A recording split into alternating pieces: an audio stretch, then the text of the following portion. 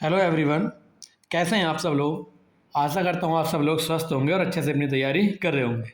RRB NTPC के exam के लिए हमारी ये जो टॉप 100 क्वेश्चन की सीरीज चल रही है उसका आज चौथा लेक्चर है। सबसे पहले हमने हिस्ट्री का लेक्चर किया था, फिर पॉलिटी का, फिर ज्योग्राफी का। आज हमारा इकोनॉमिक्स का ही लेक्चर रहने वाला है। तो इसमें हम टॉप 100 मोस्ट इंपॉर्टेंट क्वेश्चन करते हैं और ये क्वेश्चन वो वाले होते हैं जो अभी 7 से लेकर 9 मई तक एग्ज़ाम हुआ है। उसमें जितने भी क्वेश्चन हर सब्जेक्ट के पूछे गए हैं एक एक करके हम उनको सारों को करते हैं, है ना। तो इस टाइम यूट्यूब पे आपके लिए काफ़ी ज़्यादा सीरीज़ चल रही होंगी या आपने कोई पेड बैच ले रखा है। सब कोई अपने अपने तरीके से आपकी तैयारी करा रहे हैं, लेकिन ये आपके लिए किस तरीके से बेनिफिशियल होगी मैं एक बार फिर से बात कर लेते हैं। वैसे तो मैं हर वीडियो में बताता ही हूँ। तो देखो वो सारे क्वेश्चन होते हैं एक्सपेक्टेड, है ना, कि ये आ सकते हैं या ये इस तरीके से हैं, इस तरीके से काफ़ी चीज़ें अलग अलग होती हैं। लेकिन इन क्वेश्चन में सबसे ज़्यादा जो इंपॉर्टेंट बात है ये वो क्वेश्चन है जो 7 मई से 9 मई तक अभी एनटीपीसी का एग्ज़ाम हुआ था।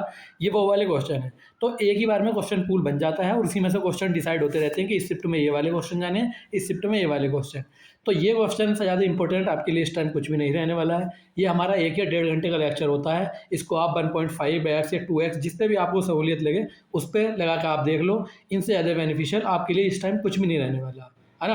आज हमारा चौथा लेक्चर है। अब हम सीधा लेक्चर की ओर बढ़ते हैं और स्टार्ट करते हैं पहले क्वेश्चन की ओर, है ना। लेकिन उससे पहले अगर किसी ने भी अभी तक चैनल सब्सक्राइब नहीं किया है तो प्लीज़ चैनल को सब्सक्राइब कर लो। हम एनटीपीसी एग्ज़ाम के लिए काफ़ी चीज़ें ला रहे हैं और आपके लिए काफ़ी ज़्यादा चीज़ें हमने प्लानिंग कर भी रखी है। तो चलो ये सारी बातें होती रहेंगी। पहले क्वेश्चन की ओर बढ़ते हैं और देखते हैं पहला क्वेश्चन। तो पहला क्वेश्चन था हमारा, in which year was the strict foreign exchange regulating act FERA replaced by the more liberal foreign exchange management act FEMA। देखो क्वेश्चंस का लेवल देखना और क्वेश्चन की क्वालिटी देखना। आप इसमें मत जाना कि सब लोग PPT से पढ़ा रहे हैं तो तुम ये PDF से पढ़ा रहे हो। ये चीज़ आपके लिए क्या बोलते हैं ज़्यादा मायने रखनी भी नहीं चाहिए। आपको मतलब होना चाहिए कंटेंट आपको क्या मिल रहा है, PPT से मिले या PDF से मिले, लेकिन कंटेंट आपके काम का होना चाहिए। इस तरीके के क्वेश्चन ये पूछे गए हैं एग्जाम में। चाहे क्वेश्चन इजी है, हार्ड है या मॉडरेट है, सारे क्वेश्चन यहाँ पे लगाए हैं। मैं कुछ भी ये इजी क्वेश्चन लगा के हवा बनाने नहीं आया हूँ कि ये भी क्वेश्चन करा दिया, आपको लगता रहेगा ये भी आता वो भी आता। मुझको तो मेरी काफ़ी ज़्यादा तैयारी है। मैं यहाँ पे आईना दिखाऊंगा, जिस तरीके के क्वेश्चन पूछे गए हैं वही क्वेश्चन इंक्लूड किए हैं। आपको पता लग जाएगा किस लेवल की चीज़ें रेलवे पूछ रहा है ना।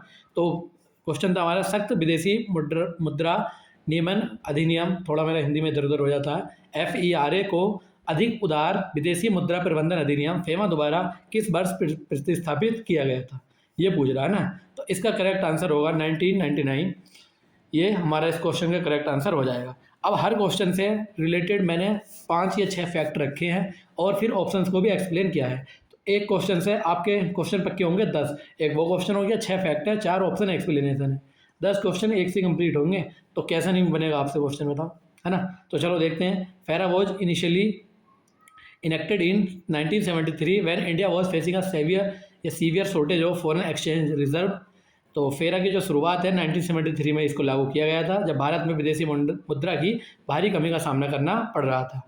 तो इसको ज़्यादा चीज़ें तो पूछता नहीं है, ज़्यादा नहीं पूछता इसमें से। ये थोड़ा करंट टाइप या स्टैटिक टाइप क्वेश्चन हो गया। हम अगले क्वेश्चन की ओर बढ़ते हैं। Who conducts the open market operation OMO in India, या भारत में ओपन मार्केट ऑपरेशंस OMO का संचालन कौन करता है ना। तो OMO का संचालन हमारा करता है RBI। ऑप्शन नंबर C इसका करेक्ट आंसर हो जाएगा, RBI। यहाँ से आप जब क्लास एंड हो जाए तो आप ये जरूर कमेंट करना है। आप अपने चाहे पेपर पे लिखते रहो या जैसे भी आपको करना है, आप क्वेश्चन को खुद अटैम्प्ट करो बिना आंसर देखे। आंसर भले ही स्क्रीन पर आ रहा है लेकिन पहले क्वेश्चन पढ़ो, ऑप्शन देखो, उसको अटैम्प्ट करो और मुझे बताना कितने आपके सही हुए कितने आपके गलत हुए, है ना। अब आप ये डरते हो कोई किसी को पता लग जाएगा मेरे इतने गलत गए इतने सही गए। अरे वहाँ ID तो आपकी लिखी हुई आएगी, कौन आपको जानता है या कौन मुझे जानता है या किसको आप जानते हो। तो ये सब चीज़ें छोड़ दो, बस ID से कौन किसको क्या आपके घर आकर देखेगा वो कि आपने इतने क्वेश्चन गलत कर दिए। सोचो खुद ही। चलो देखते हैं। OMO refers to the buying and selling of the government securities in an open market। OMO का जो अर्थ होता है वो खुले बाजार में सरकारी प्रतिभूतियों, जिनको हम सिक्योरिटीज़ कहते हैं, उनकी खरीद और बिक्री है। और when RBI wants to increase money supply it buys security। RBI को जब आपूर्ति बढ़ाना चाहता है तो वह प्रतिभूतियाँ खरीदता है। इसको मैं ऐसे समझाता हूँ। देखो RBI को लग रहा है कि मार्केट में पैसा ज़्यादा हो गया, है ना, मार्केट में हो गया पैसा ज़्यादा है, तो उसको मार्केट से पैसा खींचना है तो वो अपनी सिक्योरिटीज़ बेच देगा, सिक्योरिटीज़ बेचेगा मार्केट में। जो भी गवर्नमेंट सिक्योरिटी खरीदेगा पैसा आरबीआई को जाएगा, तो जो मार्केट में था पैसा कम होएगा, तो जिससे फिर हमारी महंगाई वगैरह भी कंट्रोल होती है।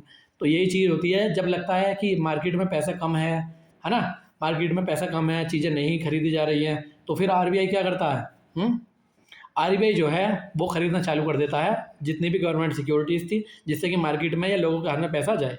यही काम होता है इसका।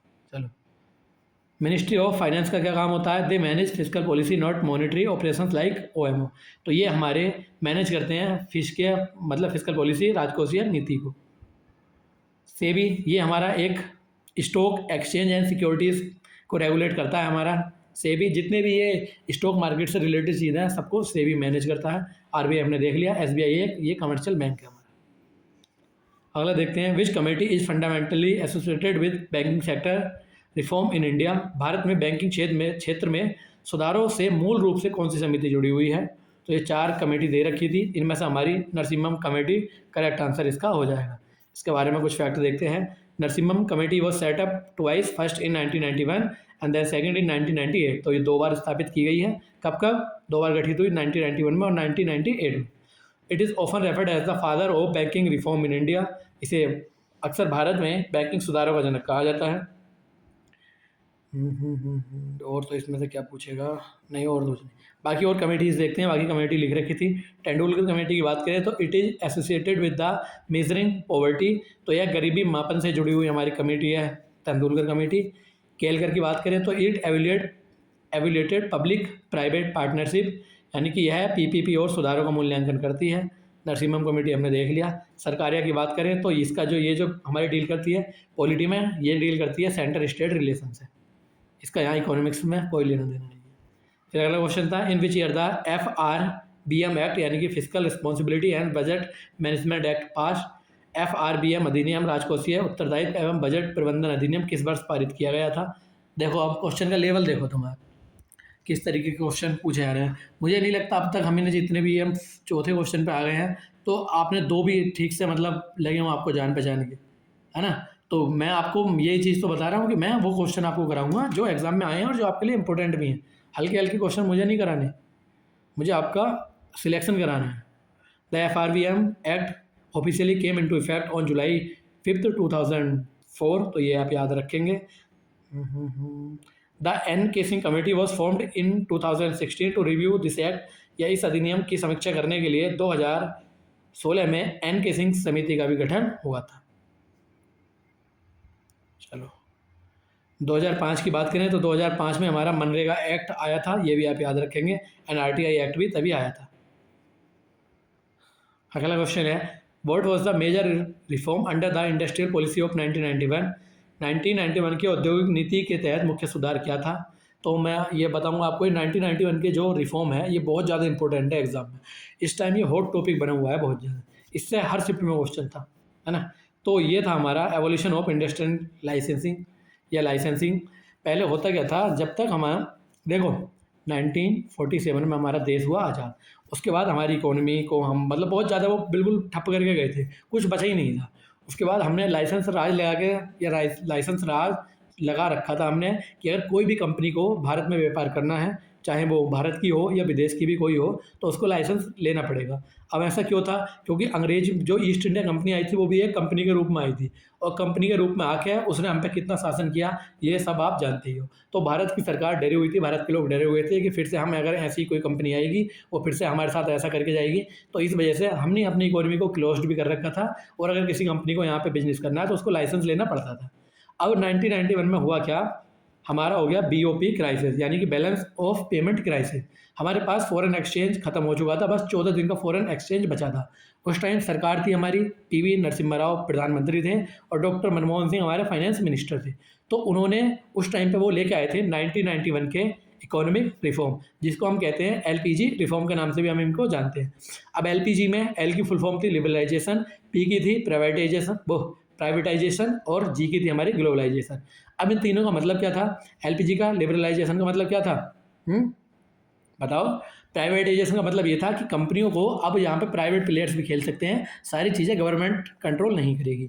और ग्लोबलाइजेशन का मतलब था कि हमने अपनी इकोनॉमी को विदेशी कंपनियों के साथ भी जोड़ दिया है, विदेशों के साथ भी हमने अपनी कंपनी को, अपने देश की जो हमारा इकोनॉमी थी उसको इंटीग्रेट करा, है ना, जो विदेशी कंपनियाँ हैं वो भी हमारे भारत में व्यापार कर सकें, लेकिन कुछ थोड़ी चीज़ें हमने शर्त वगैरह थी हमारी, है ना।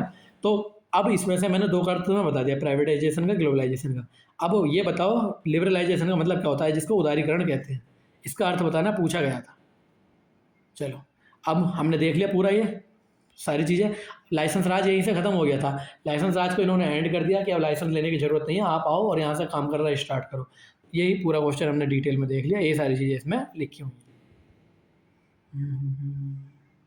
चलो यही था, बाकी और कुछ नहीं था, बस सारी चीज़ें मैंने समझा दी। What does an increase in foreign exchange reserve mathematically indicate, विदेशी मुद्रा भंडार में वृद्धि गणितीय रूप से क्या दर्शाती है। तो बताओ ये क्या दर्शाती है। अगर हमारे पास मुद्रा, विदेशी मुद्रा भंडार अगर हमारा बढ़ेगा तो वो हमारा दिखाता है कि हमारा जो है सरप्लस है बैलेंस ऑफ पेमेंट में, यानी कि surplus in balance of payment, यानी कि भुगतान संतुलन में अधिशेष, या सरप्लस। सरप्लस का मतलब यहाँ पर पॉजिटिव चेंज होता है, यानी कि प्लस में चीज़ें जा रही हैं।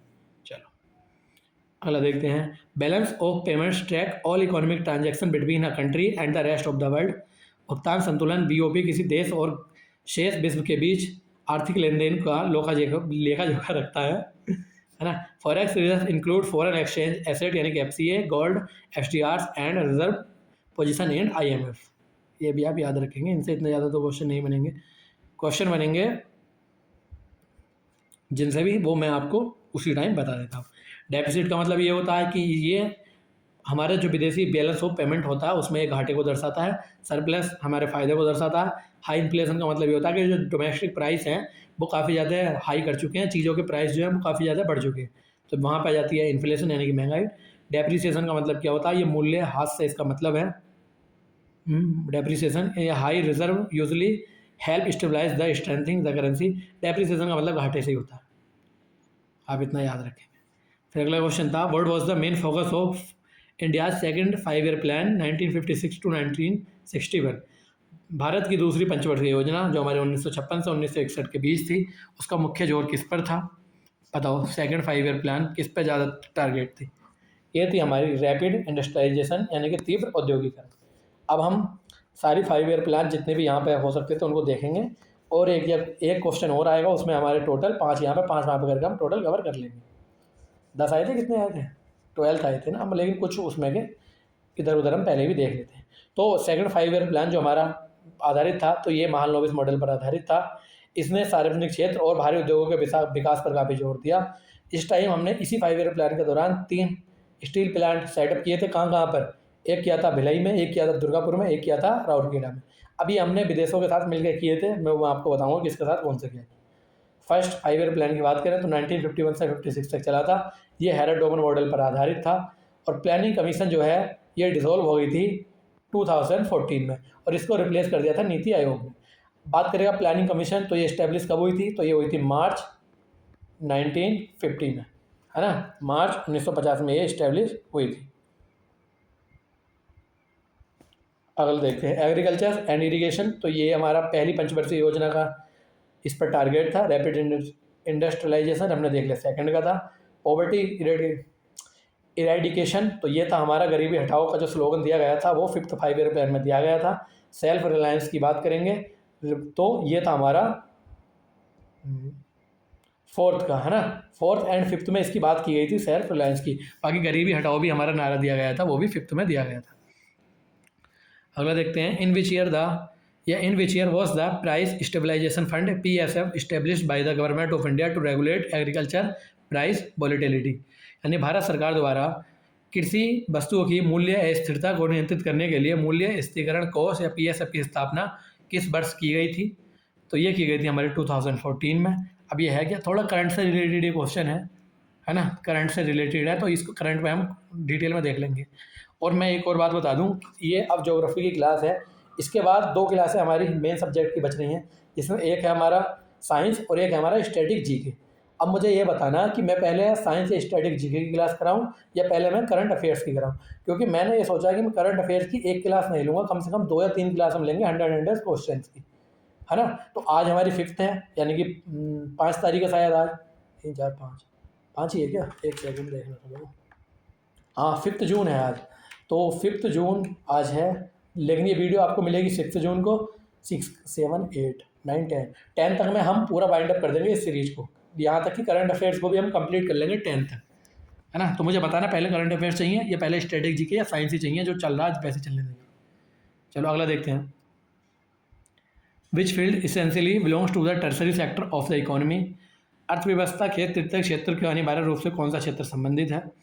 ये है हमारा ये फर्स्ट से हो गया, मैन्युफैक्चरिंग सेकंड से हो गया, माइनिंग ये भी सेकंड से हो गया, टीचिंग एंड एजुकेशन ये करेक्ट आंसर हो जाए।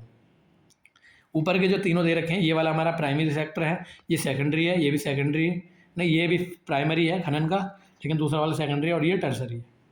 अब देखते हैं। The economy is primarily divided into 3 sector, primary secondary and tertiary. फिर टर्सरी को भी हम 2 में बांट लेते हैं, क्वेटिनरी एंड क्वेनरी, है ना। टर्सरी जो सेक्टर है उसको हम सर्विस सेक्टर के नाम से भी जानते हैं, ये भी आप याद रखेंगे। यहाँ पर जो है instead of producing physical good the service sector या this sector provide service that support production, ये थोड़ी सी चीज़ है हम याद। अगला देखते हैं। Currently the tertiary sector contributes the largest share over 50% of Indian GDP. तो यहाँ पर ही मैं चलो एक चीज़ और बताता हूँ अभी आपको, यहाँ पर बताएंगे, यहाँ पर खाली जगह है। देखो एक है हमारा प्राइमरी सेक्टर, एक है हमारा सेकेंडरी, एक है हमारा यानी कि टर्सरी, वो हाँ टर्सरी। तो प्राइमरी सेक्टर में जो लोग या फिर L labour force participation rate, labour force participation rate यानी कि हमारा यहाँ पे जो लोग हैं सबसे ज़्यादा रोजगार यहीं पर है, कहाँ पर, प्राइमरी में, यानी कि एग्रीकल्चर में सबसे ज़्यादा लोग हैं, लेकिन उनका जीडीपी में कंट्रीब्यूशन सबसे कम है। जबकि बात करते हैं ये टर्सरी सेक्टर जो हमारा सर्विस सेक्टर है, यहाँ पर सबसे कम लोग रोजगार मिलता है, यहाँ पर सबसे कम लोग रोजगार मिला हुआ है, लेकिन जीडीपी में सबसे ज़्यादा योगदान टर्सरी सेक्टर का ही है ना। अगर पूछेगा सबसे ज़्यादा लोगों को रोजगार कहाँ मिला हुआ है तो वो एग्रीकल्चर में, प्राइमरी सेक्टर में है। और अगर ये पूछेगा कि सबसे ज़्यादा जीडीपी में योगदान किस सेक्टर का, तो वो हमारा टर्सरी सेक्टर का, और लोग यहाँ पर मतलब कम रोजगारी मिला हुआ है। अब याद रखेंगे ये वाली चीज़। ये मैंने तुम्हें बता ही दिया, agriculture primary sector, manufacturing secondary, mining हमारा फिर प्राइमरी है, टीचिंग ये टर्सरी हो जाए। अगला था what is the most accurate economic meaning of globalisation. तो जैसे कि मैंने अभी 1991 के रिफॉर्म वाला जो क्वेश्चन कराया था उसमें आपको ये बता ही दिया ग्लोबलाइजेशन का मतलब क्या होता है। ये होता है integrating a countries economy with global economy. तो किसी देश की अर्थव्यवस्था को विश्व अर्थव्यवस्था से जोड़ना ग्लोबलाइजेशन का ये मतलब होता है।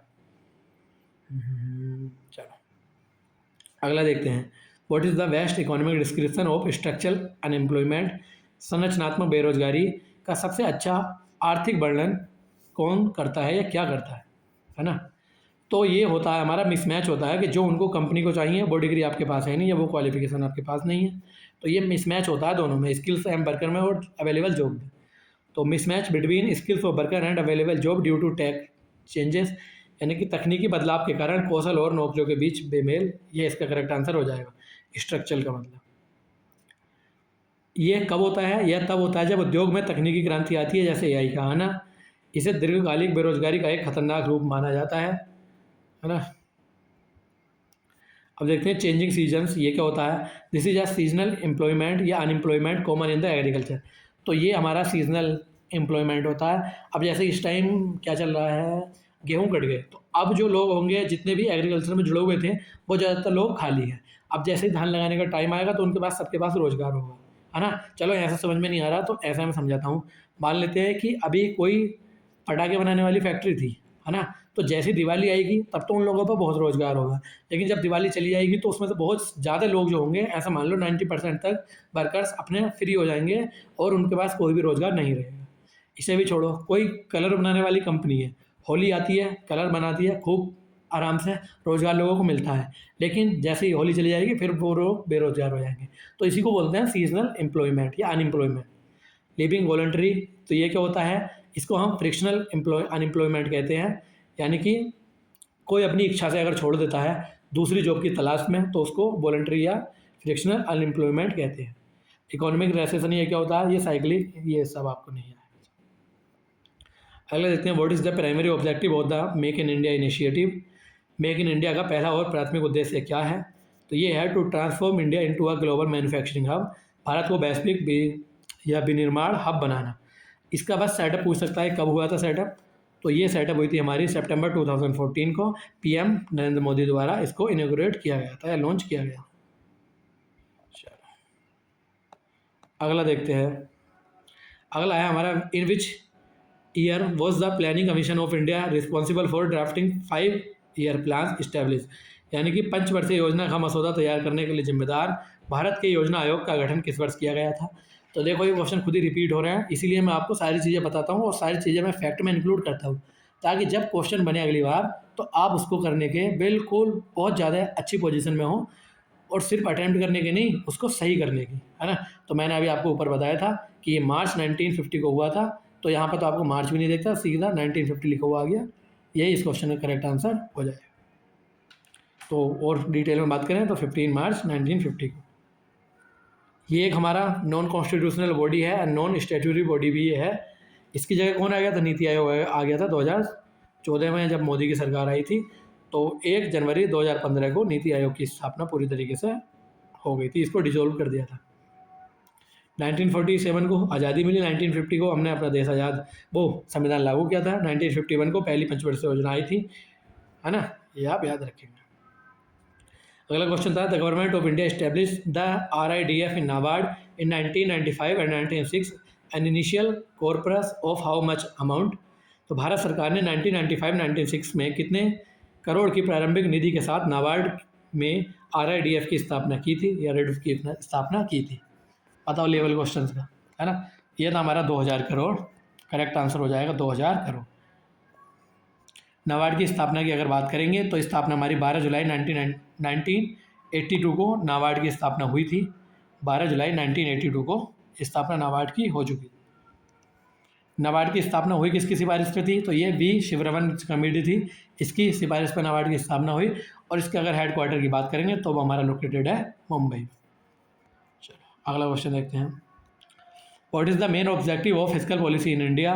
भारत में राजकोषीय नीति का मुख्य उद्देश्य क्या है। तो मुख्य उद्देश्य हमारा to promote economic growth and development, आर्थिक विकास और वृद्धि को बढ़ावा देना, यही हमारा इसका उद्देश्य है। बाकी मुझे कमेंट में एक और चीज़ बताना, 13 अप्रैल को वो 13 जून को जिसका एग्ज़ाम है उसकी सिटी लाइव हो गई है, तो किसी बच्चे की सिटी खुली या नहीं खुली बताना अभी तक। जो भी लोग वीडियो देख रहे हैं बताना सिटी खुली या नहीं खुली। चलो अगला देखते हैं। प्रिंट करेंसी नोट, तो करेंसी के नोट्स कौन प्रिंट करता है, ये हमारा रिजर्व बैंक ऑफ इंडिया करता है। और कंट्रोल स्टॉक मार्केट ये सेबी करता है, हमने देख ही लिया। कंट्रोल इंटरेस्ट रेट ये भी पूरी तरीके से RBI ही करता है। अगला देखते हैं, the concept of 5 year plan in India या Indian constitution and economic planning was borrowed from which Indian या विच कंट्री।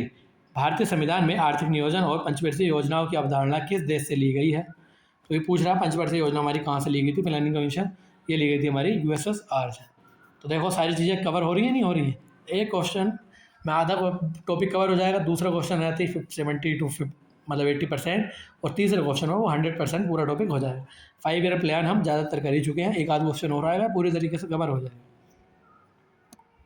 तो जोसेफ स्टैलिन ने इम्प्लीमेंट की थी फर्स्ट 5 ईयर प्लान इन सोवियत रूस इन 1928, और जवाहरलाल नेहरू ने USSR की तीव्र औद्योगिक प्रगति से अत्यधिक वो प्रभावित थे।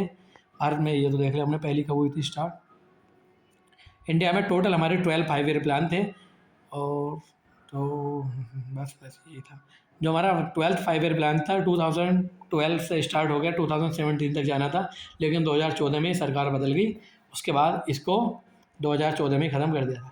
USA से हमने क्या लिया, फंडामेंटल राइट लिए हैं, जुडिशल रिव्यू लिया है।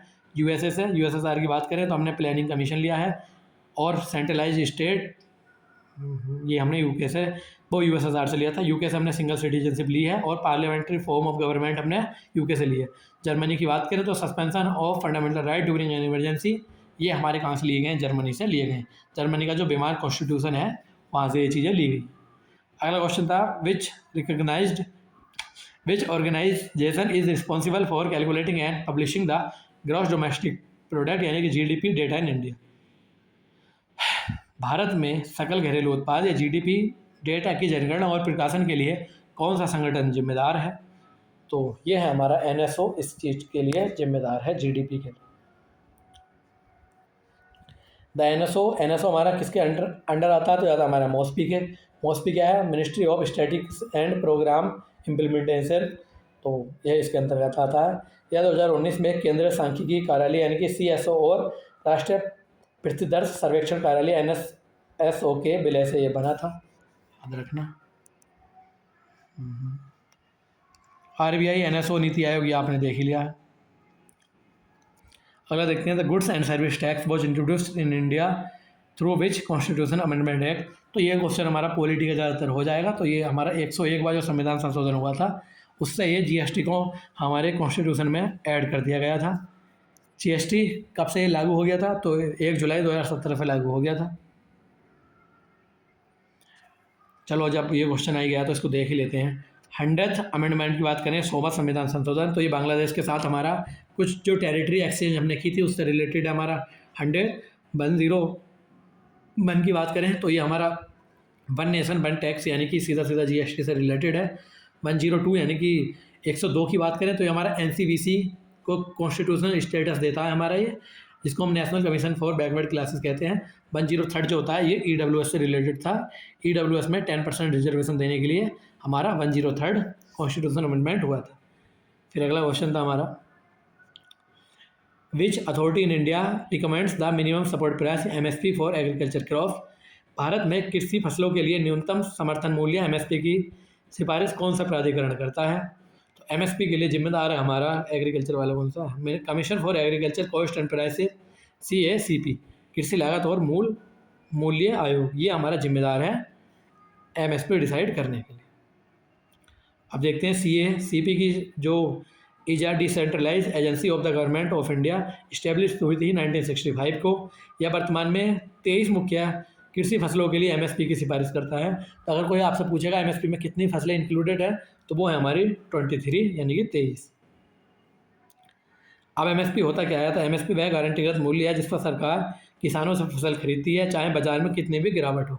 सरकार ने जो रेट डिसाइड कर दिया वो उस पर खरीदेगी।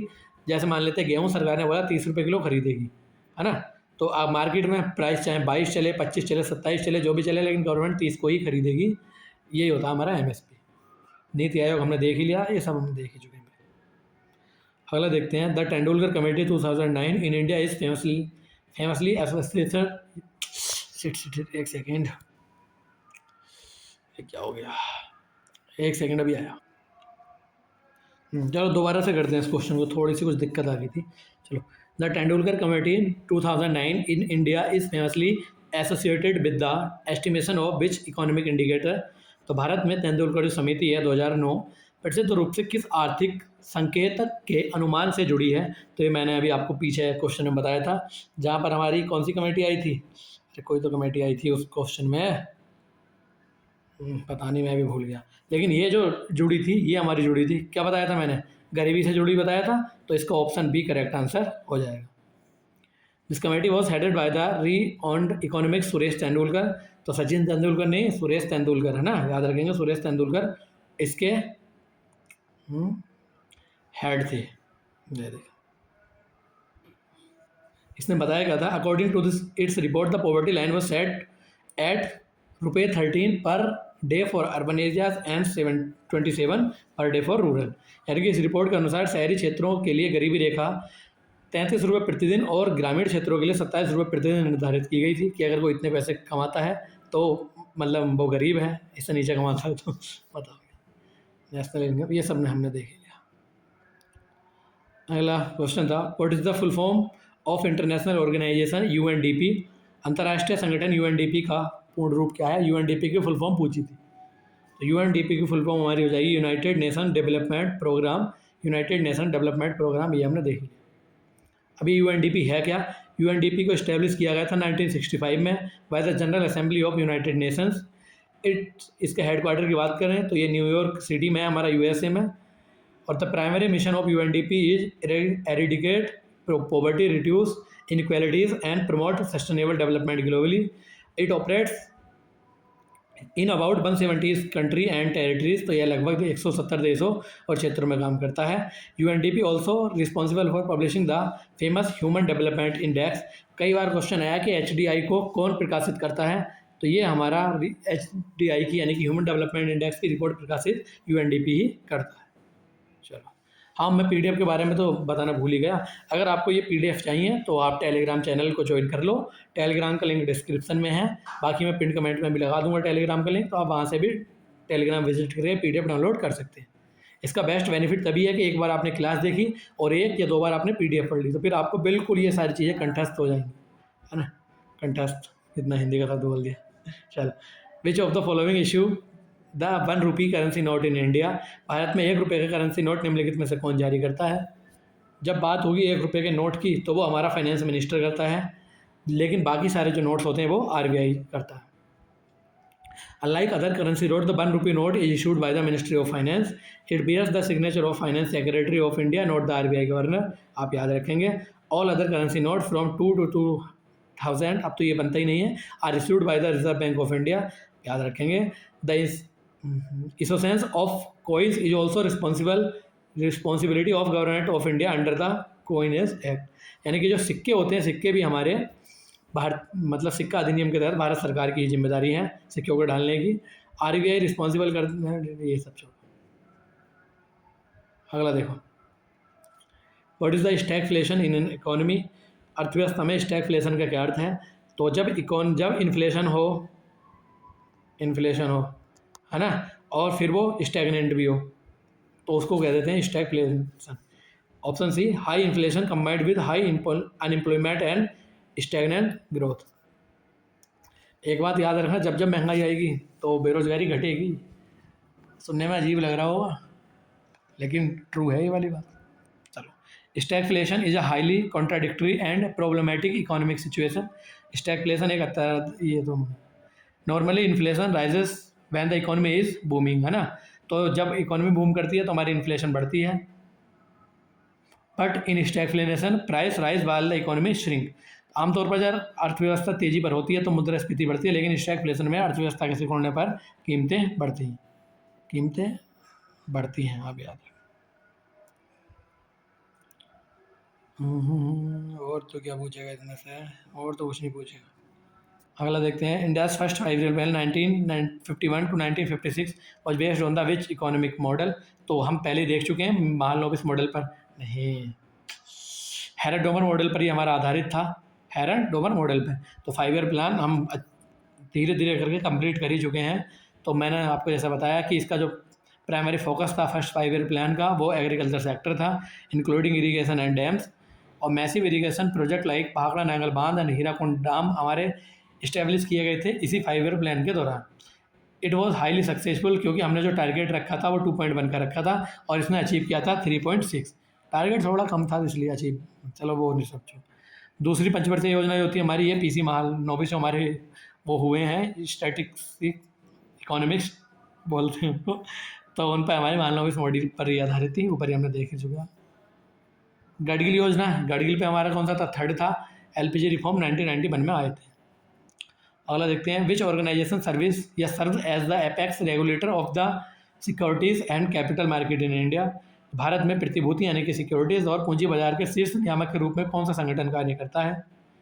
तो सिक्योरिटीज़ एंड कैपिटल मार्केट, तो ये करेगा हमारा SEBI, securities and exchange board of India. भारतीय प्रतिभूति एंड विनिमय बोर्ड सेबी ये करता है। सेबी की स्थापना की बात करें तो 1998 में हुई थी। इसका जो आपको मैंने पहले बताया था, हेडक्वार्टर कहाँ देखने को मिलेगा, मुंबई महाराष्ट्र में देखने को मिलेगा।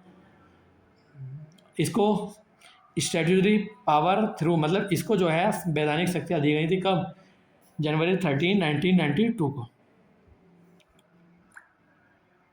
बात करते हैं माधवी पुरी बच जो है, या बुच इनको कहते हैं हम, become the first female chairperson of SEBI in 2022। ये क्वेश्चन पूछ सकता है। अगले क्वेश्चन की ओर हम बढ़ते हैं, national bank of agriculture and rural development NABARD was establish, ये हमने देख लिया ऊपर क्वेश्चन, नाबार्ड के बारे में हमने काफ़ी चीज़ें देख ली।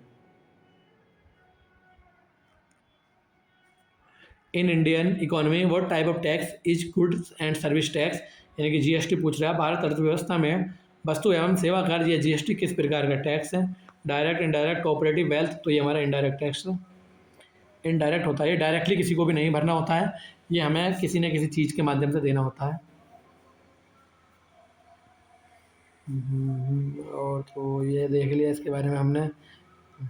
डायरेक्ट टैक्स क्या होते हैं देखो, डायरेक्ट टैक्स, इनकम टैक्स जो डायरेक्ट टैक्स है, इनकम टैक्स जो है वो डायरेक्ट टैक्स है हमारे। कॉर्पोरेट टैक्स आपको पता ही है क्या होता है। चलो अगला देखते हैं। The blue revolution in India is associated which या with which significant associated with the significant growth of which sector. Bharat में नीली क्रांति किस क्षेत्र की महत्वपूर्ण वृद्धि से जुड़ी है। नीली क्रांति की हम बात करेंगे तो वहाँ पर हमेशा हमारा आंसर होगा फिश एंड एक्वाकल्चर प्रोडक्शन, मछली एंड एक्वाकल्चर उत्पादन, इससे ये हमारी संबंधित है। द ब्लू रेवोल्यूशन या नीली क्रांति जिसको हम कहते हैं, aimed to rapidly increase fish production and productivity. इसको लॉन्च किया गया था 7th 5 ईयर प्लान के तहत, या 5 जो हमारा 7वां पंचवर्षीय योजना थी उसके दौरान इसको लॉन्च किया गया था 1885 से 1990 तक। क्या मैं बोले जा रहा हूँ, मेरा दिमाग ख़राब हो गया क्या। छोड़, 1985 से 1990 तक। एक सेकंड रुको, पानी पीना ही पड़ेगा, ऐसा बात बनेगी नहीं। चलो पहले इसको कंप्लीट ही कर लेते हैं। ऑयल सीड से हमारी एसोसिएटेड है येलो रेवोल्यूशन। मिल्क प्रोडक्शन से हमारा वाइट रेवोल्यूशन, जिसको हम ऑपरेशन फ्लड के नाम से भी जानते हैं।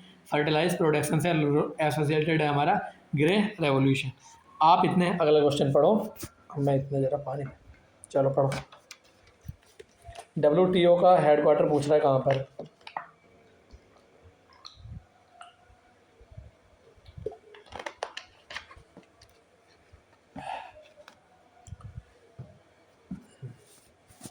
WTO का जो विश्व हमारा व्यापार संगठन है उसका मुख्यालय कहाँ पर स्थित है। यह है हमारा जेनेवा, स्विट्ज़रलैंड में। WTO की स्थापना की बात करें तो 1 जनवरी 1995 में हो गई थी। और तो ये रेगुलेट क्या करता है, राष्ट्रों के बीच व्यापार के नियमों से निपटने वाला एक वैश्विक स्तर, अंतर्राष्ट्रीय स्तर संगठन है ये। इसमें जो करंटली मेंबर्स हमारे 164 मेंबर्स हैं। India is a founding member of WTO। India जो है हमारा एक इसका संस्थापक सदस्य देश है, ये आप याद रखेंगे। न्यूयॉर्क में बात करें तो इसमें जो हेडक्वार्टर है हमारा UN का हेडक्वार्टर न्यूयॉर्क में है। पेरिस में यूनेस्को का हेडक्वार्टर है। जेनेवा में जो हेडक्वार्टर है वो ग्लोबल हार्बर ट्रेड नेगोशिएशन की, ये हमने देख लिया। लंदन में बात करें तो IMO का हेडक्वार्टर हमारा लंदन में हो जाएगा। अगला था who is widely recognise the father of white revolution in India, यानी कि भारत में व्यापक रूप से श्वेत क्रांति के जनक के रूप में किसे मान्यता प्राप्त है। तो ये हो जाएंगे हमारे वर्गीस कुरियन। MS स्वामीनाथन की बात करूं तो ये इंडिया में हरित क्रांति के लिए यानी कि ग्रीन रेवोल्यूशन के लिए जाने जाते हैं। वर्गीस कुरियन वाइट रेवोल्यूशन के लिए, और नॉर्मन बोरलो को जाना जाता है वर्ल्ड में ग्रीन रेवोल्यूशन लाने के लिए। Doctor Verghese Kurien launched operation flood in 1970 which becomes the world largest dairy development programme. तो आप ये वाला फैक्ट थोड़ा सा ध्यान में रखना बस।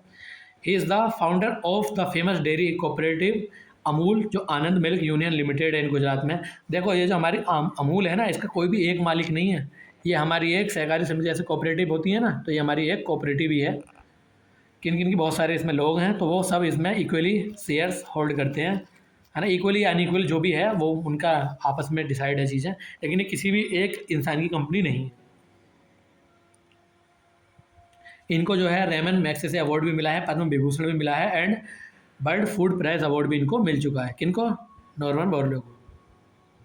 MS स्वामी ने, ये मैंने सब आपको बता ही दिया। सेम पित्रोडा, ये इनके बारे में हमने बात नहीं की था, ये टेलीकॉम रिवोल्यूशन से रिलेटेड। अगला क्वेश्चन देखते हैं। द महात्मा गांधी यानी कि MNREGA guarantees a minimum of how many days of wage employment in India या इन ए फाइनेंशियल ईयर, यानी कि जो हमारा महात्मा गांधी राष्ट्रीय मनरेगा एक वित्तीय वर्ष में न्यूनतम कितने दिनों की मजदूरी देने की गारंटी देता है। तो इसमें जो हमें मजदूरी मिलती है वो एक साल में 100 डेज़ मिलती है। शायद इसको कुछ बढ़ा भी दिया गया था, लेकिन फ़िलहाल 100 डेज़ ही हम याद रखेंगे। 100 डेज़ मिलती है। अनस्किल्ड इसमें लेबर होती है हमारी। मनरेगा की बात करें तो हमारा एक्ट पास हुआ था 2005 में, उसमें टाइम इसको नरेगा कहा जाता था, बाद में इसको मनरेगा कर दिया गया था 2009। और तो बस जैसा मैंने बताया था 150 भी था, कहीं कहीं इसको एक्सटेंड किया गया था। अगला क्वेश्चन हम देखते हैं। Which of the following rates is the primary tools use by the RBI to control inflation by absorbing excess liquidity from the market. निम्नलिखित में से कौन सी दर आरबीआई द्वारा बाजार में अतिरिक्त तरलता यानी कि लिक्विडिटी को सोखकर मुद्रास्फीति को नियंत्रित करने के लिए इस्तेमाल किया जाने वाला एक प्राथमिक उपकरण है। लिक्विडिटी का सीधा सीधा मतलब होता है हमारा कैश है, जितना हमारा मार्केट में कैश होगा उतनी ज़्यादा लिक्विडिटी होगी, तो यही है। तो ये होता है रेपो रेट। रेपो रेट अब होता क्या है देखते हैं। रेपो रेट, जिसको हम रीपर्चेसिंग ऑप्शन रेट कहते हैं, is the rate at which RBI lends short term money to commercial bank. Repo rate वह दर है जिस पर आरबीआई वाणिज्य बैंकों को अल्पकालिक धन उधार देता है। By increasing repo rate borrowing या borrowings become expensive for bank which reduce. अरे इसको ये सब छोड़ो, मैं समझाता हूँ होता क्या। रेपो रेट का मतलब ये है जिस पे आरबीआई लोन देगा किसको, बैंकों को। अब होता क्या है, मार्केट में मतलब पैसा नहीं है, तो अब मार्केट में पैसा नहीं है तो आरबीआई का काम करेगा, आरबीआई बोलेगा कि बैंकों से कि तुम हमसे लोन ले लो, है ना।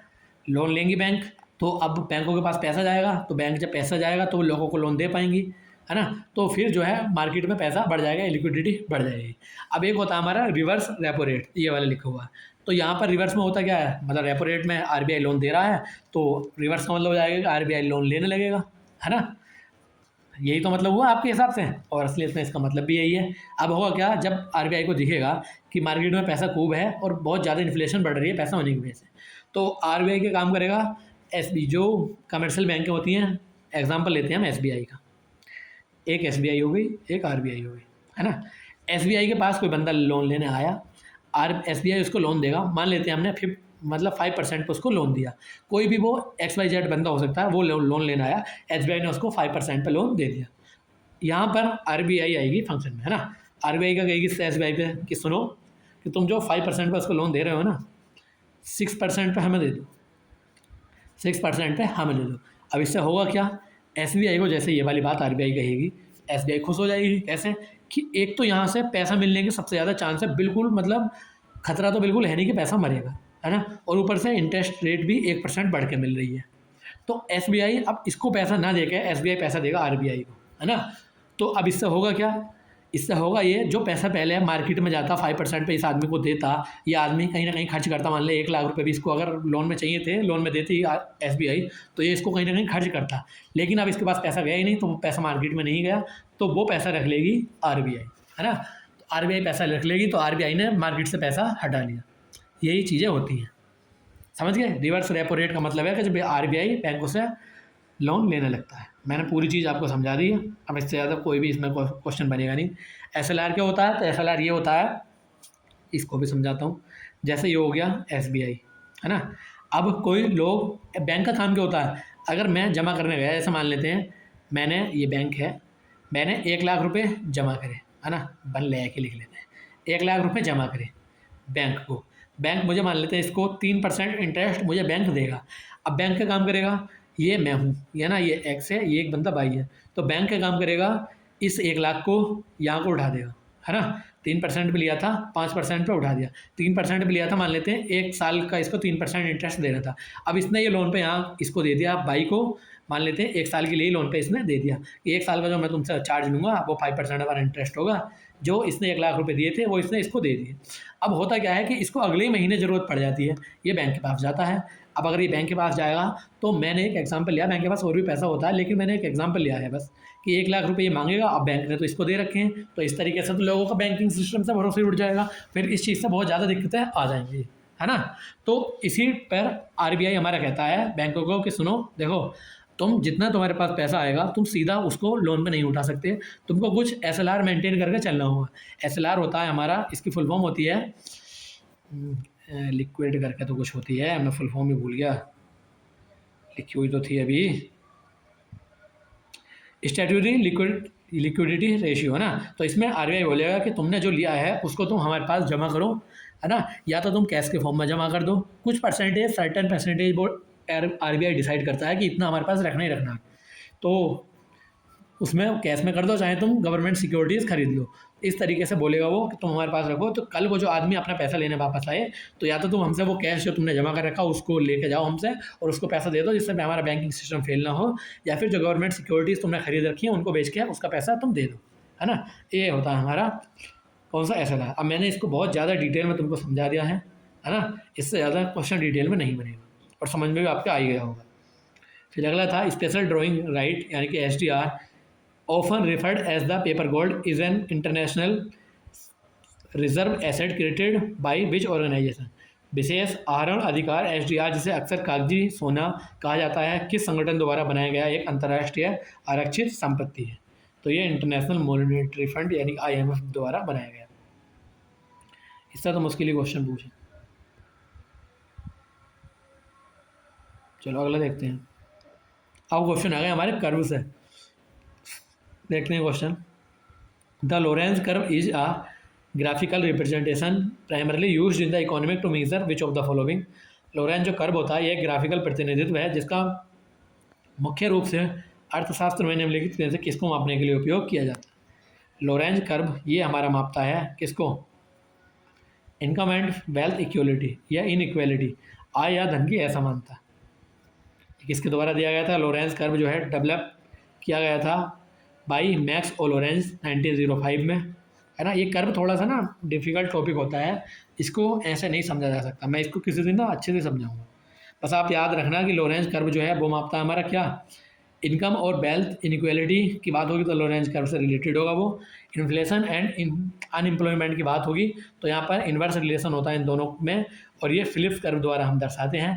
टैक्स रेट एंड रेवेन्यू को हम लेफर कर्व से डिनोट करते हैं। ग्रोथ एंड डिग्रेडेशन इसको हम कुज़नेट्स कर्व से हम यानी कि कुज़नेट्स कर्व द्वारा इसको दर्शाया जाता है। ये तीन इंपॉर्टेंट हैं, ऊपर वाले तीन। ग्रोथ एंड डिग्रेडेशन को आप छोड़ भी सकते हैं। अगला क्वेश्चन था what is the fundamental characteristics of a mix economy as adopted by India after independence. स्वतंत्रता के बाद भारत द्वारा अपनाई गई मिश्रित अर्थव्यवस्था की मूलभूत विशेषता क्या है। तो मिक्स इकोनॉमी की विशेषताएं पूछा। करेक्ट आंसर हो जाएगा को एग्जिस्टेंस ऑफ पब्लिक यानी कि गवर्नमेंट एंड प्राइवेट सेक्टर, सार्वजनिक सरकारी और निजी क्षेत्रों का सहअस्तित्व, ये इसका करेक्ट आंसर हो जाएगा। चलो अगला देखते हैं। The human development index HDI a globally accepted metric to measure a country's overall achievement was developed by which economics। तो मानव विकास सूचकांक जो हमारा HDI है जो किसी देश की समग्र उपलब्धि को मापने के लिए विश्व स्तर पर स्वीकृत मेट्रिक है, ये किसके द्वारा डेवलप इसको या विकसित किया गया था, बताओ किसके द्वारा विकसित किया गया होगा इसको। एक सेकेंड, मार्गदर्शक राणा अपना यूट्यूब चैनल। इसका जो करेक्ट आंसर होगा वो हमारा लिंक नीचे लिखा हुआ, आप उसको पढ़ सकते हैं। वो हो जाएगा हमारा महबूब उल हक ना। अब ये कब इन्होंने इंट्रोड्यूस किया था, HDI को इंट्रोड्यूस किया था पाकिस्तान है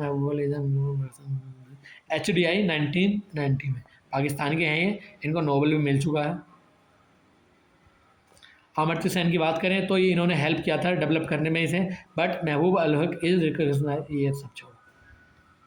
रघुराम राजन कौन थे, ये भी हमारे फेमस RBI गवर्नर हैं। अभिजीत बनर्जी जो हैं बोर्न नोबेल प्राइज हो in 2019 for experimental approach in alleviating global poverty, नहीं पूछा। According to the fundamental law of demand in micro economics what happens when the price of a standard goods increase. यानी कि व्यष्टि अर्थशास्त्र जिसको micro economics में कहते हैं, उसमें मूलभूत मांग के नियम लॉ ऑफ डिमांड के अनुसार जब किसी मानक वस्तु की कीमत बढ़ती है तो क्या होता है, तो हमारी क्या वहाँ पर होता है, तो होता है द क्वांटिटी डिमांडेड डिक्रीज, मांगी गई मात्रा कम हो जाती है। अगला देखते हैं हम क्वेश्चन। आप ये अगर मैं किसी चीज़ को डिस्कस नहीं कर रहा हूँ ना तो ये आपका फ़र्ज़ बनता है कि उसको आप PDF जब डाउनलोड करें तो PDF से डाउनलोड करने के बाद उसको डिटेल में ज़रूर पढ़ें। इसीलिए मैंने हिंदी एंड इंग्लिश दोनों लैंग्वेज में PDF बनाई है। पहले कई बच्चों की मतलब ये शिकायत थी कि या तो हिंदी में थी या फिर इंग्लिश में, मैंने दोनों में बनाई है ना, तो एक ही PDF से आपका काम हो जाए। अगला है disguised employment unemployment where more people are employed than actual needed is the most commonly found in which sector of India. Agriculture sector हो जाएगा, डिटेल में अभी समझाता हूँ उनको। यहाँ पे देखते हैं, मान लेते हैं ये हमारा 1 एकड़ का खेत है ना, 1 एकड़ का खेत है। अब इसमें 10 लोग हमारे काम करने पर लगे हुए हैं, है ना, 10 मैन हमने लिख लिया, 10 मैन काम कर लें। गेहूँ की खेती हो रही है मान लेते हैं, ये धान लगा रहे, इस टाइम धान का सीजन आएगा, धान की खेती है ये, 10 लोग इसमें लगे हुए हैं। प्रोडक्शन हमारी हुई मान लेते हैं 1 एकड़ 6 बीघा, मान लेते हैं 20 कुंटल हमारा धान निकला इसमें, है ना, 20 कुंटल धान निकला। अगर मैंने आदमी यहाँ पर 10 लगाए थे तब भी वो धान 20 कुंटल ही निकला। 8 लगाए तब भी वो धान 20 कुंटल ही निकला। अगर आदमी इसमें 6 काम कर रहे थे तब भी धान इसमें 20 कुंटल ही निकला, या मान लेते हैं उतना ज़्यादा इफेक्ट नहीं पड़ा, 19 भी अगर निकला। तो ये चीज़ इसमें बताई गई है कि तुम्हें देखने में लग रहा है कि यहाँ पे इतने ज़्यादा लोग एम्प्लॉय हैं, उनको रोज़गार मिला हुआ है, लेकिन वो एक बस देखने का ही रोज़गार है जिसको हम प्रचंड बेरोज़गारी कहते हैं। असलियत में वो रोज़गार नहीं है ना? और उनको हटा भी देंगे तो भी प्रोडक्शन पे कोई फ़र्क पड़ नहीं रहा, समझे? ये होता है हमारा डिस्गाइज एम्प्लॉयमेंट। तो ये चीज़ें यहाँ पे लिखी हुई हैं, देख लें। अगला क्वेश्चन था the Gresham's law in traditional economic makes which of the following famous statement regarding money. पारंपरिक अर्थशास्त्र में ग्रेशम का नियम धन के संबंध में निम्नलिखित में से कौन सा प्रसिद्ध कथन प्रस्तुत करता है? तो ये हमारा प्रस्तुत करता है, बताओ, ये हमारा bad money drives good money out of circulation, यानी कि बुरी मुद्रा जो है अच्छी मुद्रा के प्रचलन को बाहर कर देती है। पढ़ लेना इसको।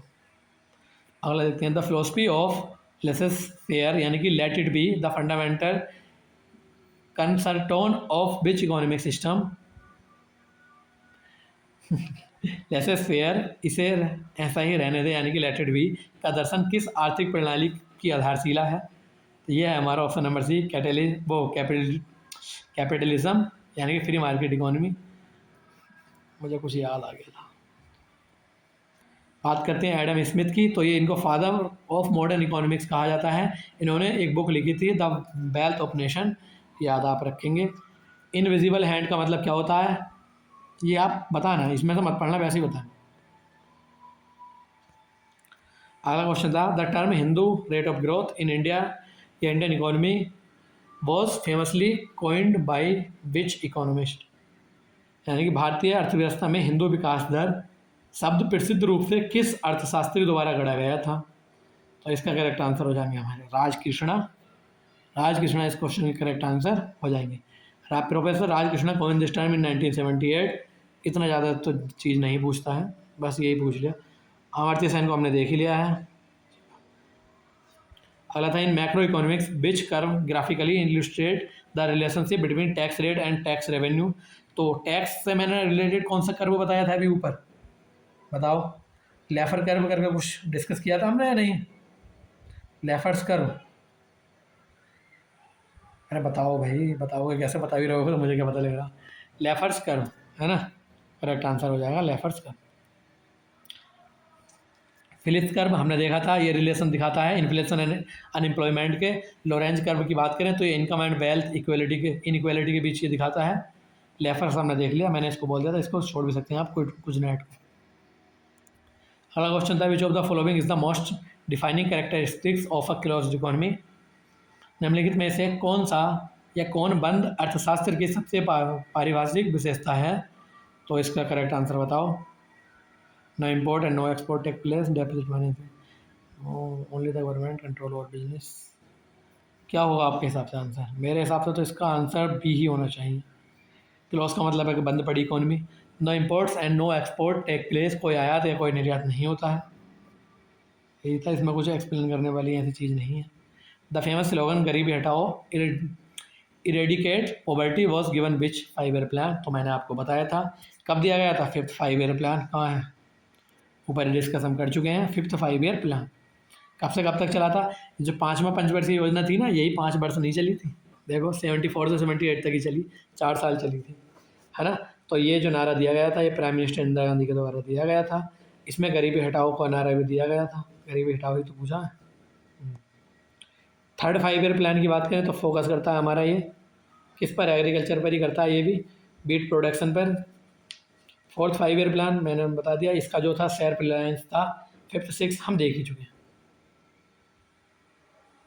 अगला question which of the following is considered the best indicator to measure the economic growth and standard of living of a country. किसी देश की आर्थिक विकास और जीवन स्तर को मापने के लिए निम्नलिखित में से किसे सबसे अच्छा संकेतक माना जाता है? बताओ किसको माना जाता है?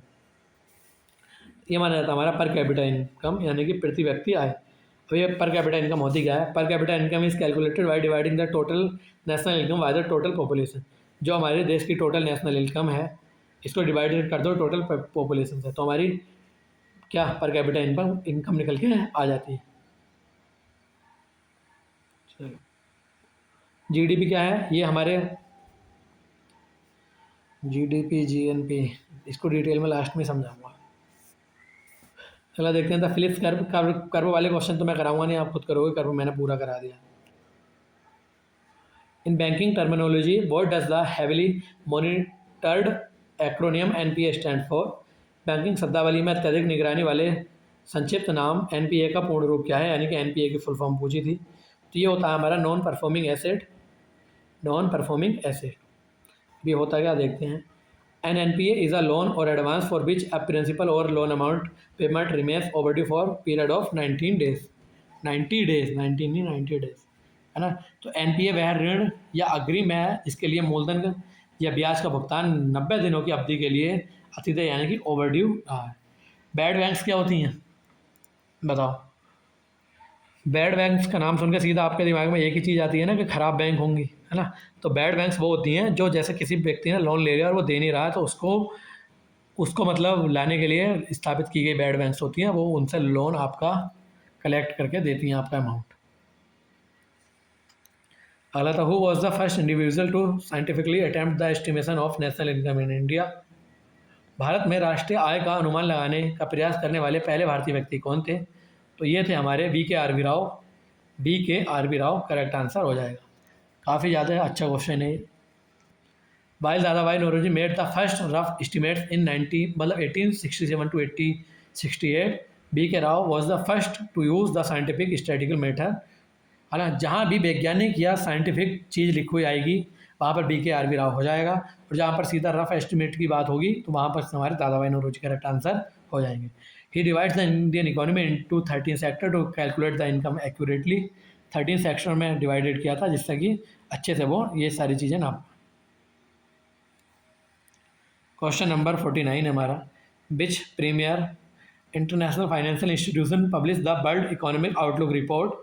कौन सा प्रमुख अंतर्राष्ट्रीय वित्तीय संस्थान यानी कि वर्ल्ड इकोनॉमिक आउटलुक रिपोर्ट प्रकाशित करता है। ये करता है हमारा IMF प्रकाशित करता है। बाकी ये ऊपर के जो और ऑप्शन थे ये क्या क्या प्रकाशित करते हैं इनको देखते हैं।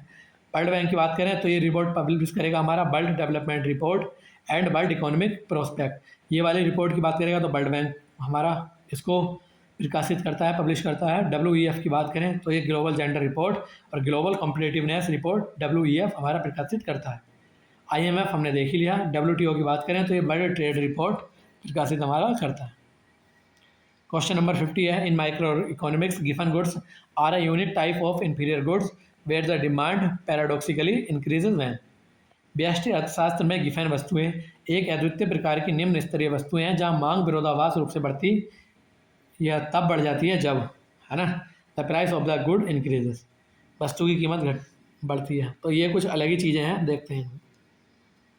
एक गिफन गुड्स होती हैं और एक वो गिफन हो गई, बैम्बलन गुड्स बोलते हैं, एक वो होती हैं। कई तरीके के गुड्स होते हैं, देखते हैं। Giffen goods are strictly violate the fundamental law of demand, यानी कि जब तुमने देखा होगा ना, चलो मैं देखा, गिफन वस्तु जो है मांग के मूलभूत इकाई के नियम का उल्लंघन करती हैं। इस बुनियादी मुख्य भोजन की कीमत बढ़ती है तो बेहद गरीबी या when the price of the basic staple increases extremely poor consumers have no money left to. अरे यार ये ऐसा नहीं समझ में आएगा, मैं इसे कैसे समझाऊँ।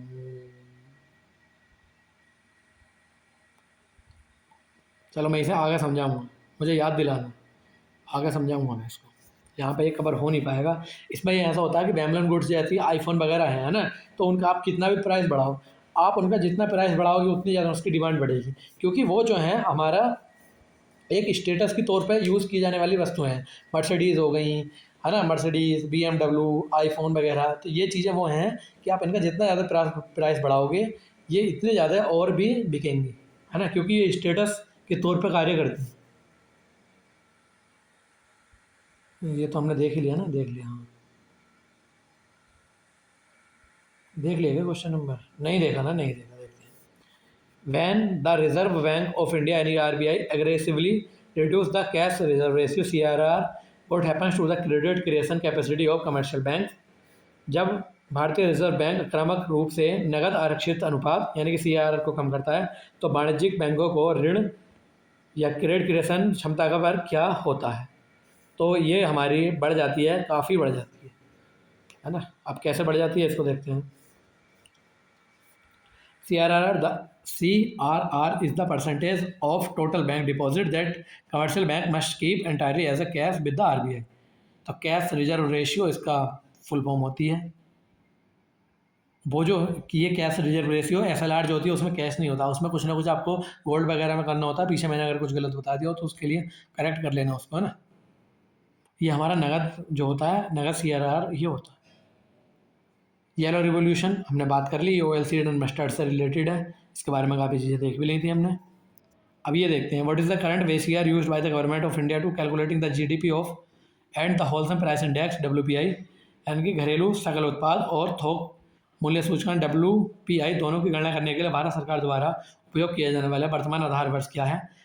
तो शायद मुझे लगता है कि अब 2022-23 हो गया, 2022 से 23 हो गया। अगर 2011-12 ऑप्शन में है तो आप उसके साथ जाना, लेकिन अगर 22-23 ऑप्शन में है ना तो आप इसके साथ जाएंगे, क्योंकि अब हमारा 22-23 हो गया है, मुझे जहाँ तक ध्यान है। चलो अगला क्वेश्चन देखते हैं। अगला क्वेश्चन है हमारा, which modern regulatory body replace by the archaic monopolies and restrictive trade practices commission in India? काफ़ी ज़्यादा डिफिकल्ट क्वेश्चन, काफ़ी ज़्यादा डिफिकल्ट।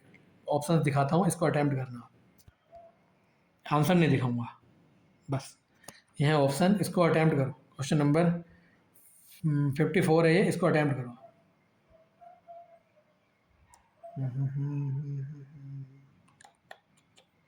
करिए करिए, अटैम्प्ट करिए।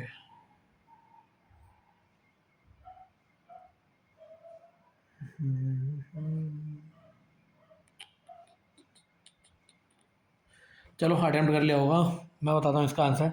इसका आंसर हो जाएगा कंपटीशन कमीशन ऑफ इंडिया, यानी कि CII, competition commission of India.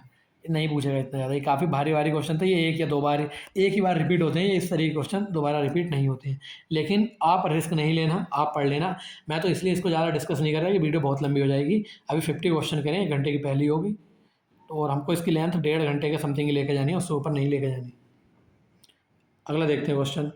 The term micro economics and macro economics were fundamentally coined for the first time by which economics, यानी कि जो हमारे माइक्रो इकोनॉमिक्स होता है जिसको व्यष्टि अर्थशास्त्र कहते हैं, और मैक्रो इकोनॉमिक्स जो होता है जिसको समष्टि अर्थशास्त्र कहते हैं, शब्द मूल रूप से पहली बार किस अर्थशास्त्री द्वारा दिए गए थे?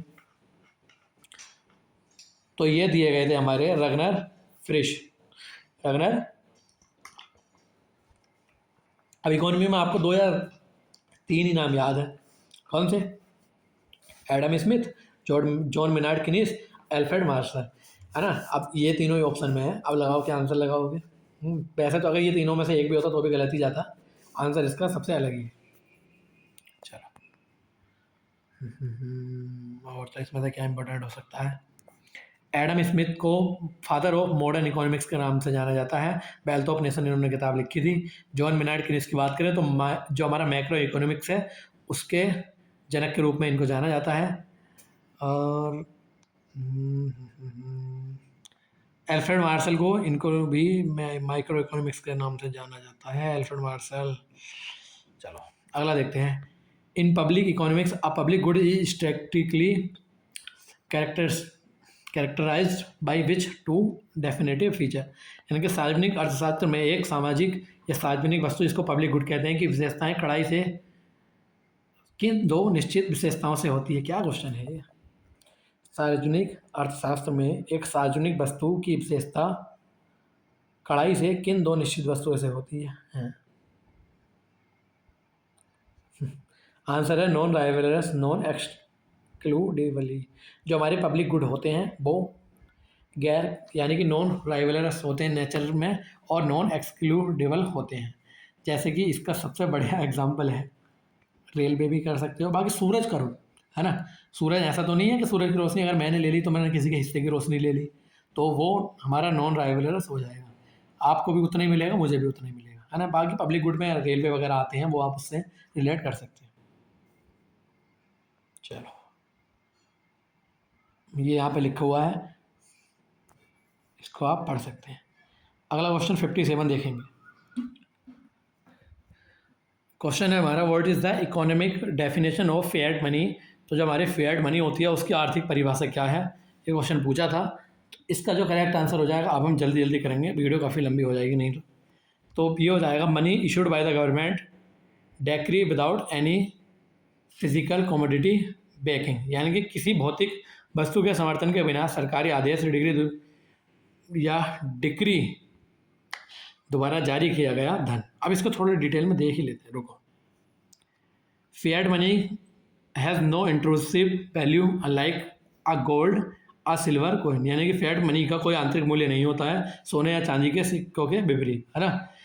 इसका मूल्य पूरी तरीके से उस विश्वास और आस्था से प्राप्त होता है जो लोगों को जारीकर्ता सरकार पर होता है।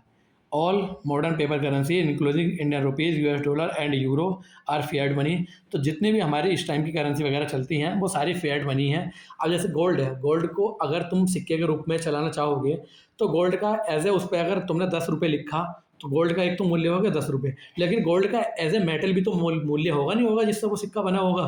तो वो सारी चीज़ें फिएट मनी में मतलब इंक्लूड नहीं होती है। अब एक कागज़ के नोट, कागज़ का टुकड़ा है, उस पर लिख दिया 10 रुपये, तो उसकी वैल्यू 10 रुपये, लेकिन जो वो कागज़ है उसकी वैल्यू 10 रुपये थोड़ी है ना। तो उस पर जो स्टैंप लगी हुई है 10 रुपये की, उसकी वैल्यू 10 रुपये। जबकि सोने या चांदी का कुछ ऐसा चीज़ है तो उसकी 10 रुपये अगर लिखी है तो वो फेस वैल्यू तो 10 रुपये हो गई, लेकिन अगर तुम 10 रुपये में उसे नहीं भी चलाओगे तो उसकी मेटल की वैल्यू भी तो है ना, उतनी। तो ये सारी चीज़ें हैं यहाँ पर। चलो अगला देखते हैं, where is the headquarter of Asian development Bank, यानी कि एडीबी का हेडक्वार्टर इन्होंने पूछा था कि एडीबी का हेडक्वार्टर हमारा कहाँ है, तो वो है हमारा मनीला फिलीपींस में। करेक्ट आंसर हो जाएगा मनीला फिलीपींस में। देखते हैं ये है क्या चीज़। Asian development bank was established on 19 December 1966। इसकी स्थापना हमने देख ली कहाँ पे हुई थी।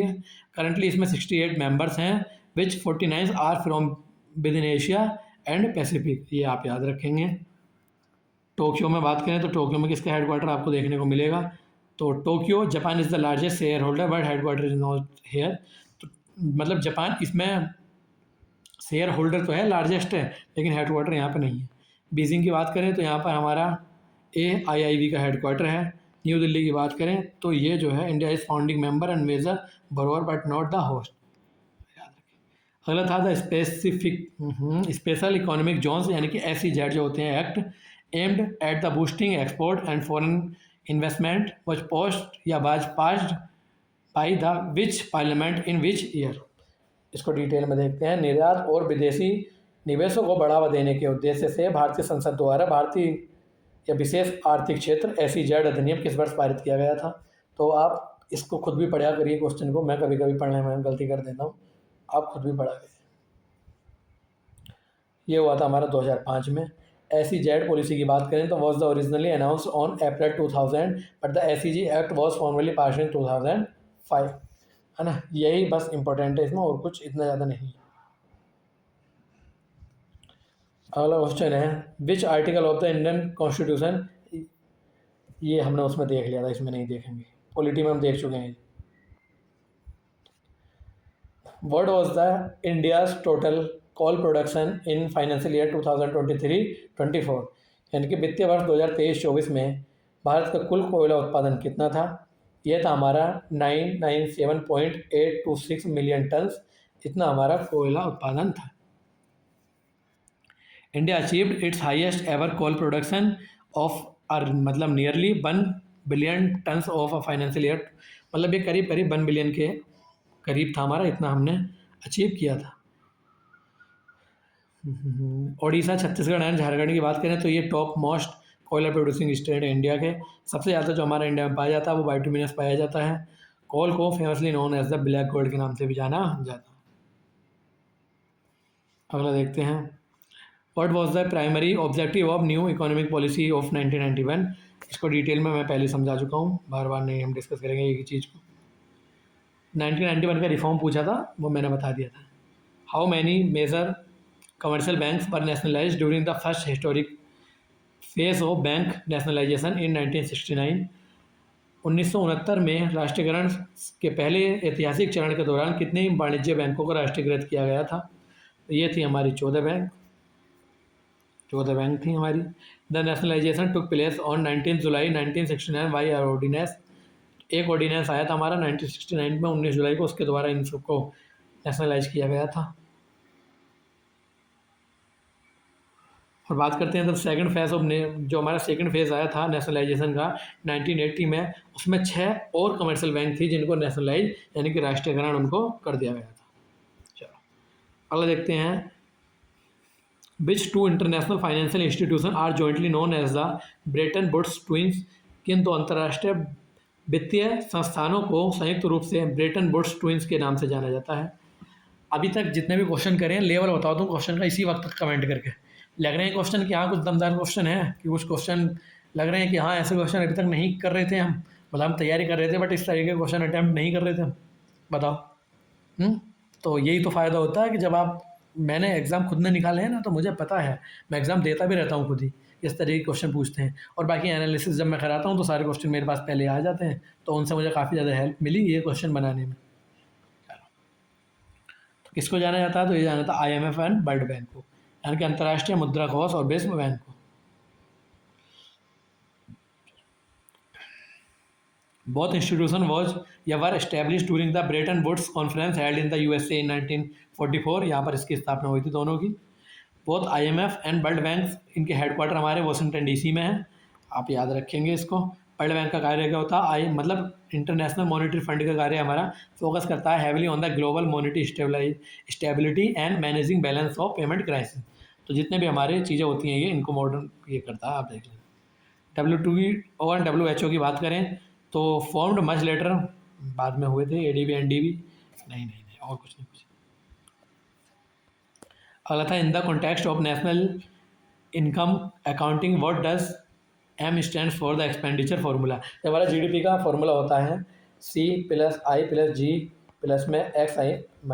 M पूछा है, M का क्या मतलब होता है? तो M हमारा यहाँ पे होता है इम्पोर्ट से, है ना, M इम्पोर्ट होता है।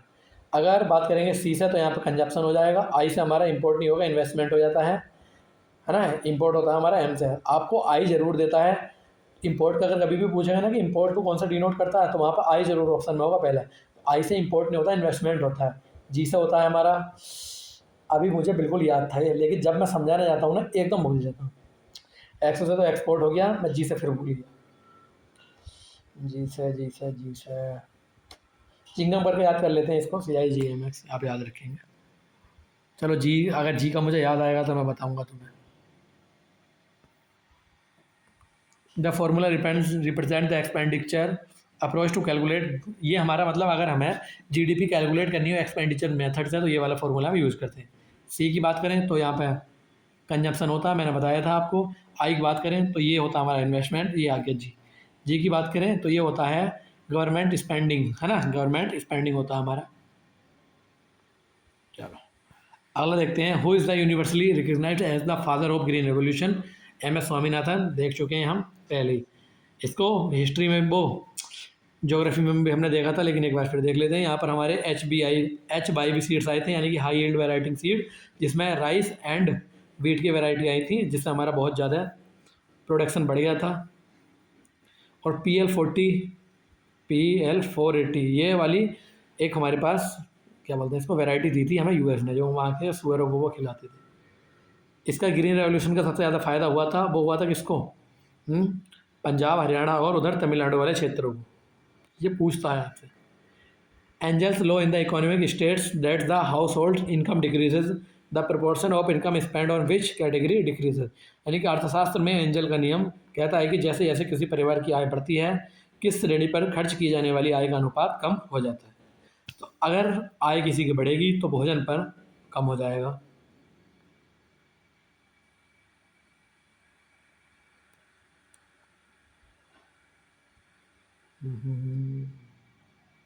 लग्जरी गुड्स मैंने बताया था कौन कौन से होते हैं। अमीर होने पर इस पर खर्चा होने का अनुपात बढ़ जाता है, ये मैंने बताया था। अगला देखते हैं, under which system does the Reserve Bank of India currently issue currency note. वर्तमान में भारतीय रिजर्व बैंक किस प्रणाली के तहत करेंसी नोट जारी करता है? बताओ किसके तहत करता है? क्वेश्चन नंबर 68, बताओ। खुद ही करना है ये वाला आंसर, मुझे उम्मीद है कि आप आंसर इसका कर दोगे। पूरी तरीके से मैं आपके ऊपर डिपेंड हूँ। क्वेश्चन नंबर 68 का आंसर जल्दी से कर दो।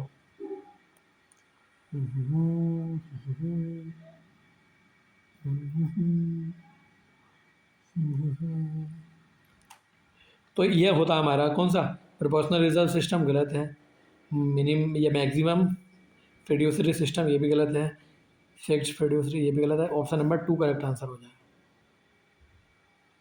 ऑप्शन नंबर 2 करेक्ट आंसर हो जाए। अगला question, which of the following was the very first bank established in India 1770, 19 आ जाता है एकदम। निम्नलिखित में से 1770 में भारत में स्थापित होने वाला सबसे बड़ा बैंक कौन सा था? ये था हमारा bank of Hindustan, bank of Hindustan.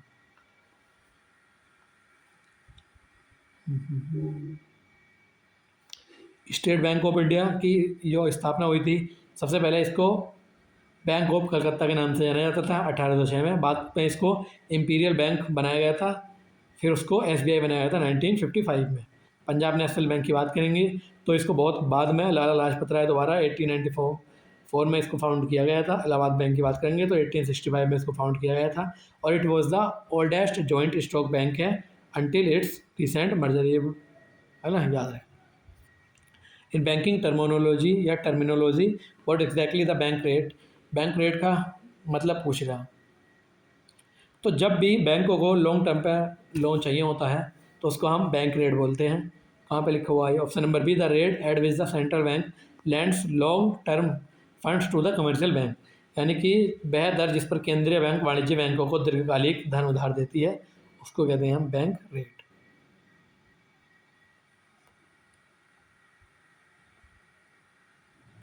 अगला था, what is the primary function purpose of open a demat account in finance Indian financial system. तो ये पूछ रहा है कि भारतीय वित्तीय प्रणाली में डीमेट अकाउंट खोलने का प्राथमिक कार्यात्मक उद्देश्य क्या है? बताओ क्या है? यहाँ था डीमेट अकाउंट रिलेटेड होता है हमारा स्टॉक मार्केट से। स्टॉक मार्केट कहाँ पर रहता है? To hold and trade share and securities in electronic format. Option number B correct answer हो जाएगा। देख ही लिया हमने डीमेट अकाउंट के बारे में। अब हम जल्दी जल्दी इसलिए कर रहे हैं, वीडियो लंबी हो जाएगी नहीं। Which central government departments holds the authority to grant the prestigious Maharatna, Navratna and Mini Ratna status to central public sector enterprises? यानी कि किस केंद्र सरकार के विभाग के पास केंद्रीय सार्वजनिक क्षेत्रों के उद्यमों को प्रतिष्ठित महारत्न, नवरत्न एंड मिनी रत्न का दर्जा देने का अधिकार है? तो ये अधिकार है हमारा डिपार्टमेंट ऑफ पब्लिक इंटरप्राइजेस या डीपीए, लोक उद्यम विभाग को जिसे हिंदी में कहते हैं। अब ये डीपीई करंटली फंक्शन करती है under the crucial ministry of finance. Maharatna scheme जो इंट्रोड्यूस की गई थी 2010 में की गई थी। अब बात करते हैं कि क्या बनने के लिए कितनी वो चाहिए। To become a Maharatna a company must already have Navratna status and have a average annual turnover of more than 25,000 crore. तो अगर इससे ऊपर का उसका टर्नओवर है 1 साल का और वो पहले से नवरत्न है तो उसको फिर महारत्न बना दिया जाता है। अगला देखते हैं हम, in the framework of Indian constitution the subject of economic and social planning is officially listed under which schedule. भारतीय संविधान के ढांचे में आर्थिक और सामाजिक योजना का विषय आधिकारिक तौर पर किस सूची के तहत सूचीबद्ध है? तो बताओ। ये है हमारा कंकरेंट लिस्ट, है ना। ऐसे तो ये जो टॉपिक हो जाता है हमारा, ये उसका हो जाता है, क्या बोलते हैं, पॉलिटी का, लेकिन अब यहाँ पे आ गया तो हमने इसको यहाँ पर ही कवर कर लिया। मैं एक सेकंड वीडियो वो कर देता हूँ पब्लिक, एक एडिट। चलो इसको थोड़ा पढ़ो तुम, अगला क्वेश्चन पढ़ो तुम इतना। Who serve honourably as the chairman of first finance commission of India. First जो हमारा फाइनेंस कमीशन था उसके जो है कौन थे, वो क्या बोलते हैं उसको, पहले चेयरमैन कौन थे? तो वो थे हमारे केसी नियोगी, केसी नियोगी, है ना। एक सेकंड, बस एक सेकंड हो गया। वीडियो पब्लिक कर रहा था मैं, फिर इसको टेलीग्राम में डाल भी देते।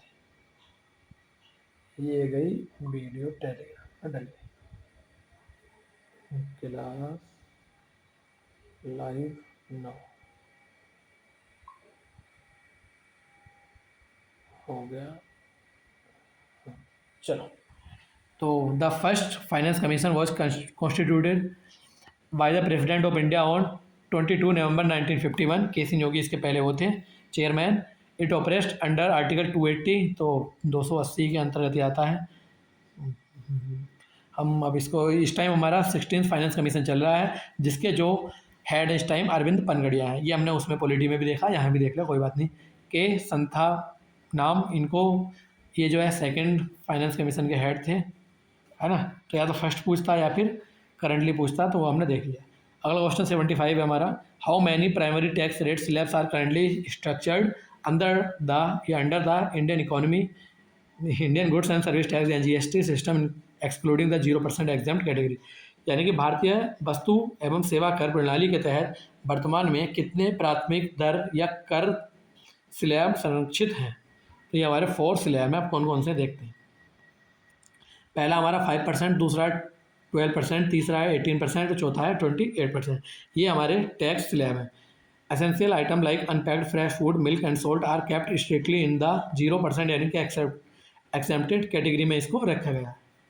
Highly luxurious goods and sin products like तंबाकू एंड आयरेटेड ड्रिंक्स, जिनको हम क्या कहते हैं, व्यतीत पेय, उन पर 28% अधिकतम हमारा टैक्स लगता है। इतना तो नहीं पूछेगा। In stock market jargon, what exactly does the term bull signify, यानी कि शेयर बाजार में शब्दावली में बुल शब्द का वास्तविक अर्थ क्या है। तो जो आपने वो देखी होगी, एक वेब सीरीज आई थी 1992 का स्कैम वाली वेबसाइट, वो वेब सीरीज थी, वो हर्षद मेहता वाली। तो उसमें ये बुल है ना, कुछ तो इस तरीके की चीज़ें आई थी उसमें। बताओ क्या होता है ये होता है हमारा an investor who expects price to rise and buy share. एक निवेशक जो कीमतों के बढ़ने की उम्मीद करता है और शेयर खरीदता है। चलो अगला देखते हैं। What is the precise economic term for general sustain decline in the prices of goods and service across an economy. पूरी अर्थव्यवस्था में वस्तुओं और सेवाओं की कीमतों में सामान्य निरंतर गिरावट के लिए सटीक आर्थिक शब्द क्या है। तो जब महंगाई नहीं होती है तो वो होता है हमारा डिफ्लेशन, है ना।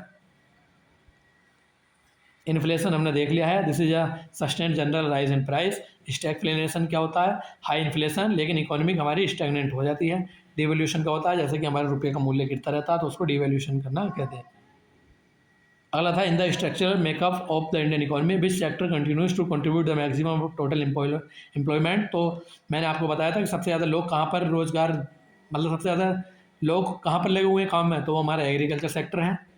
एग्रीकल्चर आता है हमारा प्राइमरी में, है ना। तो यहाँ पर लोग तो ज़्यादा रोजगार उनको मिला हुआ है, लेकिन जो वो क्या बोलते हैं उसको, जीडीपी में कंट्रीब्यूशन उसका सबसे कम है ना। चलो अगला हम देखते हैं। Which historic committee originally recommended the establishment of rural banks, यानी कि आरआरबीज की जो स्थापना है भारत में, किस ऐतिहासिक समिति की, मूल रूप से इसको, हाँ समिति पूछ रहा है किसकी सिफारिश से की गई थी। तो ये नरसिम्हम वर्किंग ग्रुप था हमारा। पहली जो हमारी रूरल बैंक है वो स्थापित हुई थी कौन सी, प्रथमा बैंक मुरादाबाद में, है ना। 2 अक्टूबर 1975 को मुरादाबाद में पहली हमारी आरआरबी सेटअप की गई थी। वो कौन सी थी, प्रथमा बैंक जिसको हम कहते हैं। इसमें RRB strictly shared by the central government 50%, sponsored bank होती है 35% एंड स्टेट गवर्नमेंट का शेयर होता है 15%। अगर कोई भी आरआरबी होती है हमारी तो उसमें इस तरीके से शेयरिंग होती है। आरआरबी को जो मतलब आरआरबीज हमारी जितनी होती है रेगुलेट करी जाती हैं आरबीआई के द्वारा, लेकिन सुपरवाइज इनको करता है नाबार्ड, है ना। अब हमारी रंगराजन कमेटी ये होती है, ये फेमस है हमारी पॉवर्टी एस्टिमेशन के लिए और डिसइन्वेस्टमेंट मेथड के लिए। नरसिम्हम हमने देख लिया, केलकर मैंने पहले ही बताया था, अब भी देख लेते हैं। Non for tax reform and evaluating PPT, यानी कि क्या होता है पीपीटी बताइए। सिब्रामन कमेटी की बात करें तो this committee recommendation the creation of NABARD की स्थापना की इसने रिकमेंडेशन दी थी। अगला क्वेश्चन था in foundational micro economics what is the precise definition of opportunity cost. तो बुनियादी व्यष्टि अर्थशास्त्र में अवसर लागत की सटीक परिभाषा क्या है। आंसर पे जाने से पहले इसको मैं समझाता हूँ आपको, रुको। अपॉर्चुनिटी कॉस्ट होता क्या है, देखो इसका एग्जांपल लेंगे हम। जैसे हमारी मम्मी है ना, हमारी मम्मी है, वो चाहती थी, मतलब वो अगर किसी मम्मी ज़्यादा पढ़ी लिखी होंगी तो वो एक गवर्नमेंट टीचर बन सकती थी, है ना, गवर्नमेंट टीचर बन सकती थी। लेकिन अगर उन्होंने गवर्नमेंट टीचर बनने की जगह है अपने बच्चों का पालन पोषण करना ज़रूरी समझा, हाउस वाइफ बनना ज़रूरी समझा, तो वो जो गवर्नमेंट जॉब उन्होंने त्यागी है वो होगी उसकी अपॉर्चुनिटी कॉस्ट, है ना। अब समझिए आप, जो दूसरी चीज़ को पाने के लिए जो पहली चीज़ को छोड़ दिया जाता है तो वो उसकी अपॉर्चुनिटी कॉस्ट हो जाती है। अब ऐसा ऑप्शन जहाँ भी होगा वो इसका करेक्ट आंसर होगा। देख लेते हैं, the exact value of the next best alternative strictly forgone when are chosen is choice is made. इसका सीधा सीधा सा मतलब यह है कि कोई विकल्प चुनते समय कड़ाई से छोड़े गए अगले सबसे अच्छे विकल्प का सटीक मूल्य, है ना। तो मैंने आपको बताया कि अगर किसी चीज़ को आप मतलब अडोप्ट कर रहे हो और उसके लिए आपको जो चीज़ त्यागनी पड़े वही उसकी अपॉर्चुनिटी कॉस्ट हो जाती है ना। बस यही था, इसमें और कुछ है नहीं। अगला क्वेश्चन है in micro economics the environmental Kuznets curve illustrates the relationship between economic development and environmental degradation, what is the shape of this curve. Micro economics में पर्यावरणीय कूसनेट्स कर्व आर्थिक विकास और पर्यावरणीय क्षरण के बीच संबंध को दर्शाता है। इस वक्र का आकार कैसा होता है। तो ये इन्वर्टेड इस तरीके से, अगर ये हमारा कर्व है तो वो यू आकार का होता है, ये वाला इन्वर्टेड यू शेप होता है ना, जिसको हम बेल शेप भी कहते हैं। तो ये हमने कई बार देख ही लिया है। यू शेप में जो हमारा कर्व होता है ये होता है दिस वुड इम्प्लाई, नहीं, एल शेप गलत है, ये भी गलत है। अगला क्वेश्चन है the BSE Sensex the benchmark index of Bombay stock exchange is calculated based on the performance of how many companies. यानी कि बॉम्बे स्टॉक एक्सचेंज के बेंचमार्क इंडेक्स यानी BSE सेंसेक्स जो होता है उसकी गणना कितनी कंपनियों के प्रदर्शन के आधार पर की जाती है। यह की जाती है हमारी 30 कंपनी। देखते हैं, द सेंसेक्स यानी कि sensitive index is the oldest stock index in India, launched in 1986, सबसे पुराना है और ये इस टाइम लॉन्च किया गया था। इन ट्रैक्स या it tracks the 30th largest most actively traded and financial sound companies listed on BSE, ये हमने देख ही लिया। चलो अगला देखते हैं। अगला क्वेश्चन है in the union budget of India if we deduct interest payment from the fiscal deficit what is the resulting figure called. भारत में केंद्रीय बजट में यदि हम राजकोषीय घाटे में से ब्याज भुगतान यानी कि इंटरेस्ट पेमेंट को घटा दें तो प्राप्त होने वाले आंकड़े को हम क्या कहेंगे। ये होता है हमारा प्राइमरी डेफिसिट यानी कि प्राथमिक घाटा। थोड़ा सा इंपॉर्टेंट है, देखते हैं इसको डिटेल में। Physical deficit is the total borrowing requirement of the government in given years, ये देख लेना आप, याद रखना इसको। प्राइमरी डेफिसिट क्या होता है, isolate current financial performance by ignoring the burden of past डेब्ट। और a zero primary deficit means the government is borrowing money purely is pay off old interest. Revenue deficit is the excess of revenue expenditure over revenue receipt. ये देख लेना थोड़ा आप, ये सारी चीज़ें लिखी हुई हैं, मैंने काफ़ी चीज़ें आपको समझा दी हैं, काफ़ी चीज़ें अभी रह भी गई। Commercial bank in India are mandates by RBI to lend a certain percentage of their adjusted net bank credit to specific sector, what is the policy called. यानी कि भारत में वाणिज्य बैंकों को RBI द्वारा अपने समायोजित शुद्ध ऋण या शुद्ध बैंक ऋण का एक निश्चित प्रतिशत विशिष्ट क्षेत्रों को उधार देने के लिए अनिवार्य किया गया है। इस नीति को क्या कहते हैं। यह होता है हमारा PSL यानी कि प्राथमिकता प्राप्त क्षेत्र ऋण।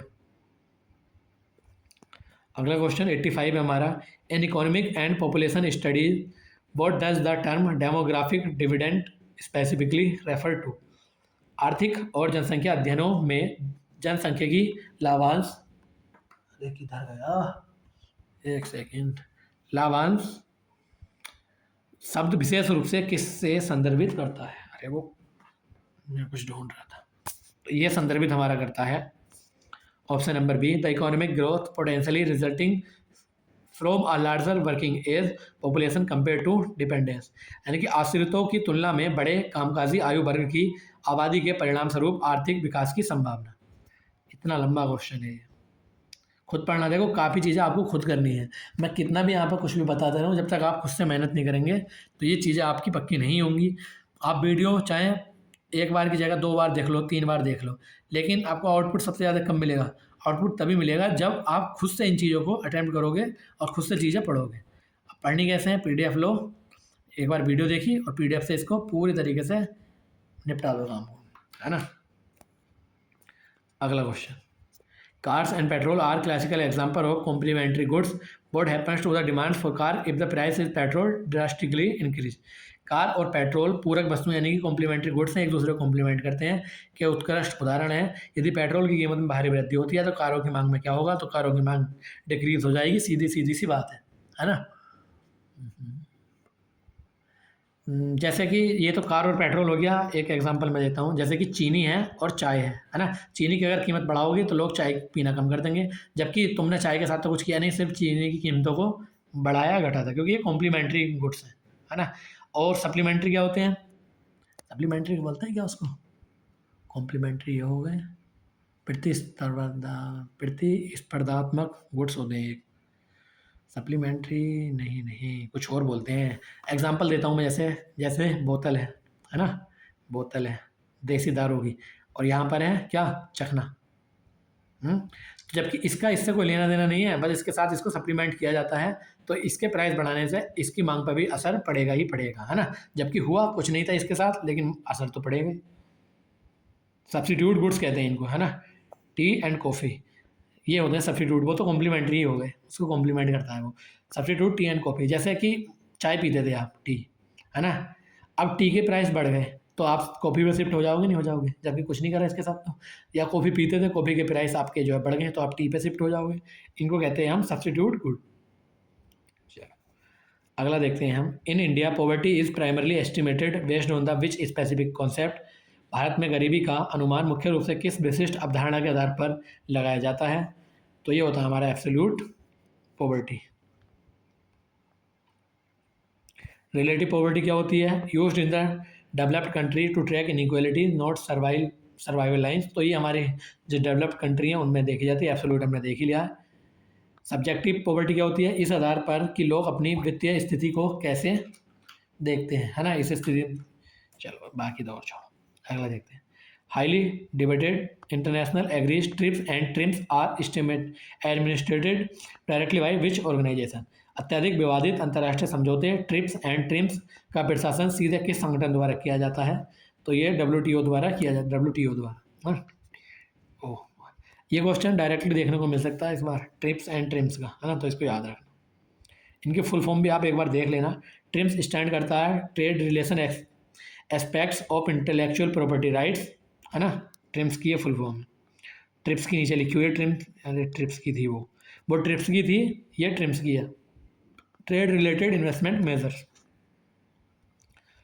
क्वेश्चन नंबर 89 है, according to the law of diminishing marginal utility what happens as the consumer consumes more unit of specific commodity, है ना? अब ये होती क्या है मार्जिनल यूटिलिटी? अब मैं बताता हूँ। आपको प्यास लगी, बहुत तेज़ प्यास लग रही है ना? उसके बाद एक गिलास आपने पानी पिया, ज़्यादा मज़ा आएगा। दूसरा गिलास पानी पियोगे, प्यास तो अभी भी लग रही है, थोड़ा कम मज़ा आएगा। तीसरा गिलास पियोगे और कम मज़ा आएगा, है ना? तो इस तरीके से जो ये मार्जिनल यूटिलिटी डिक्रीज़ हो रही है, डिमिनिश हो रही है, इसी को बोला जाता है ना? इसी के बारे में इसने पूछा है। तो जो चीज़ पहले आपको ज़्यादा अच्छी लगती थी, मान लेते हैं ऐसा समझ में नहीं आया, गोलगप्पे किसी को ज़्यादा पसंद है ना? पहला गोलगप्पे खाते हैं तो बहुत ज़्यादा स्वाद आता है, दूसरा गोलगप्पा खाया थोड़ा कम हो जाता है, तीसरा गोलगप्पा खाया थोड़ा और कम हो जाता है ना?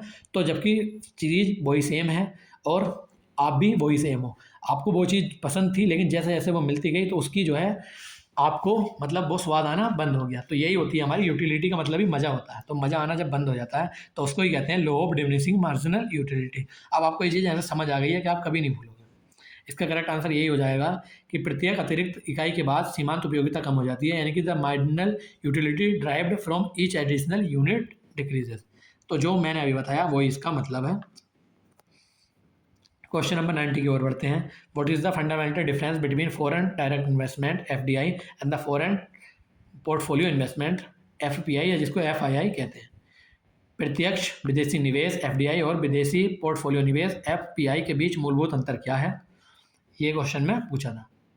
तो अंतर है हमारा ये, FDI brings capital and management control where FPI purely investment in stock market without control. यानी कि एफडीआई पूंजी और प्रबंधन नियंत्रण लाता है, जबकि एफपीआई बिना नियंत्रण के विशुद्ध रूप से शेयर बाजार में निवेश है ना। इसमें काफ़ी इंपॉर्टेंट चीज़ें लिखी हुई हैं, पढ़ जरूर लेना इनको। अगला question, when the general price level in the economy rises at an extremely rapid uncomfortable या अनकंट्रोलेबल, मैं कुछ भी पढ़ रहा हूँ, दिमाग खराब हो गया मेरा। The devastating rate is termed as, तो ये होता है हाइपर इन्फ्लेशन। अब क्वेश्चन कितने बचे? 10 क्वेश्चन बचे। मैं देखता हूँ कोई अच्छा क्वेश्चन हो तो उसको करते हैं, बाकी आपके लिए होमवर्क है ये। अमर्त्य सेन वाला आप कर लोगे, to resolve consumer complaint and grievance, ये भी आप कर ही लोगे, ये भी हो जाएगा। वैसे तो क्वेश्चन अब आप सभी कर लोगे, है ना, क्योंकि ये 10 क्वेश्चन आपके लिए होमवर्क हैं, आप इनको करेंगे। होमवर्क है 10 क्वेश्चन, या करा दूँ? अरे यार क्या होमवर्क दूँ, चलो करा देता हूँ, छोड़ो, जब इतनी हो गई वीडियो, और 5 मिनट की वीडियो, कर लेते हैं क्वेश्चन, कर लेते हैं। When the general price level in an economy rise an extremely rapid, uncontrollable and devastating rate is termed as, तो ये वाला क्वेश्चन हम कर रहे थे कि जब किसी अर्थव्यवस्था में सामान्य जो मूल्य है स्तर अत्यंत तीव्र, बेकाबू और विनाशकारी दर से बढ़ता है, तो इसे क्या कहते हैं, है ना। तो हाइपर का मतलब ये होता है कि बहुत ज़्यादा हाइपर हो जाना, बहुत ज़्यादा गुस्से में आ जाना, बहुत ज़्यादा तीव्र रिएक्ट करना, तो इसी को हम कहते हैं hyper inflation. Hyperinflation is the extreme economic crisis where money rapidly loses of all its real value। यही हमने देखा था, ये हुआ कब था? जिम्बाब्वे में हुआ था 2008 में। फिर और एक एग्जांपल आप कोट करेंगे। क्रीपिंग इन्फ्लेशन का मतलब ये होता है कि very slowly manageable and healthy price रहे, तो बहुत धीमी, प्रबंधनीय और स्थित स्वस्थ मूल्य वृद्धि हमारी होती है क्रीपिंग। गैलोपिंग इन्फ्लेशन की बात करें तो ये बहुत अधिक मुद्रास्फीति, दोहरे या तीसरे अंक, लेकिन पूर्ण पतन ये नहीं है। हाइपर इन्फ्लेशन हमने देख ही लिया। अब डिसइन्फ्लेशन क्या होता है? A decrease in the rate of inflation. देखो एक चीज़ बताता हूँ, इन्फ्लेशन होता है महंगाई बढ़ना, डिफ्लेशन होता है महंगाई घटना। डिसइन्फ्लेशन क्या चीज़ होती है मैं बताता हूँ। पहले इन्फ्लेशन थी, बढ़ रही थी 6% से, है ना। अब हमारी इन्फ्लेशन बढ़ रही है 4% से। इन्फ्लेशन तो अभी भी है, लेकिन जो उसकी बढ़ने की रेट थी ना वो कम हो गई, उसी को हम वो बोलते हैं डिसइन्फ्लेशन, है ना। महंगाई तो है, जो महंगाई हमारी 6% से बढ़ रही थी वो बढ़ने, अब जो घट के 4% हो गई, तो महंगाई बढ़ती जा रही है, लेकिन जो बढ़ने की दर थी वो हमारी घट गई, उसी को हम डिसइन्फ्लेशन बोलते हैं। ये इंपॉर्टेंट कॉन्सेप्ट था, मिस हो जाता ना फालतू में। अगला था, the eminent Indian economist Amartya Sen was awarded the Nobel memorial prize in economic science in 1998 for pioneering contribution to the which specific field. यानी कि भारतीय अर्थशास्त्री अमर्त्य सेन को किस विशिष्ट क्षेत्र में उनके अग्रणी योगदान के लिए 1998 में अर्थशास्त्र में नोबल मेमोरियल पुरस्कार से सम्मानित किया गया था? यह था हमारा वेलफेयर इकोनॉमिक्स, है ना। अगला देखते हैं, to resolve customer complaints and grievance against banking service quickly and cost effectively the RBI bank of India introduced which unique scheme. Banking सेवाओं के खिलाफ ग्राहकों की शिकायतों का त्वरित और लागत प्रभावी ढंग से समाधान करने के लिए भारतीय रिजर्व बैंक ने कौन सी अनूठी योजना शुरू की थी? तो ये की थी बैंकिंग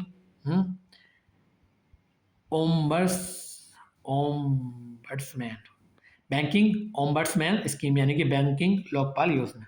कब शुरू की थी? इट स्कीम ओरिजिनली इंट्रोड्यूस की थी 1995 में, एंड इसको रिवाइज किया गया था 2006 में, है ना। बस यही है। अगला देखते हैं, in the financial system of call money, notice money and term money strictly form a part of which specific market. वित्तीय प्रणाली में कॉल मनी, नोटिस मनी और टर्म मनी कड़ाई के किस विशिष्ट बाजार का हिस्सा हैं? तो ये है हमारे मनी मार्केट का।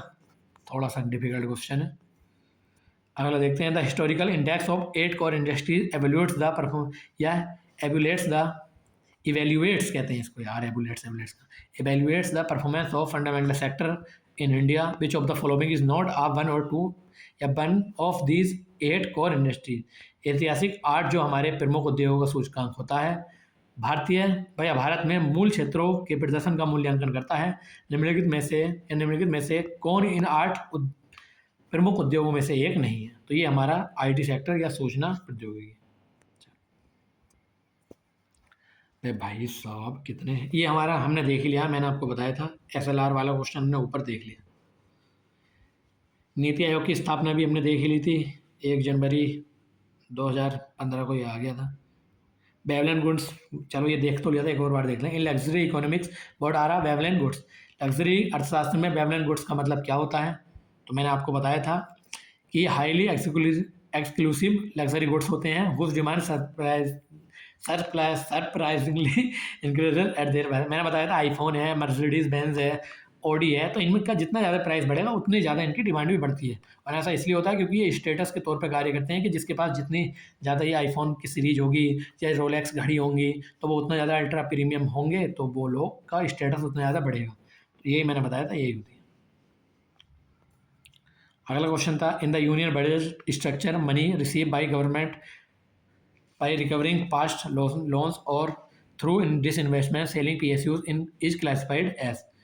केंद्रीय बजट संरचना में सरकार द्वारा पिछले ऋणों की वसूली करके या विनिवेश यानी कि PSU बेचकर के माध्यम से प्राप्त धन को क्या वर्गीकृत किया जाता है, तो ये होता है हमारा कैपिटल रिसीट। ये बजट का पूरा होता है, इसको मैं किसी दिन समझाऊंगा डिटेल में। बाकी यहाँ पे लिखी हुई हैं, देखो ये ऐसे समझ में नहीं आएगा, पूरा ट्री बनाना पड़ेगा।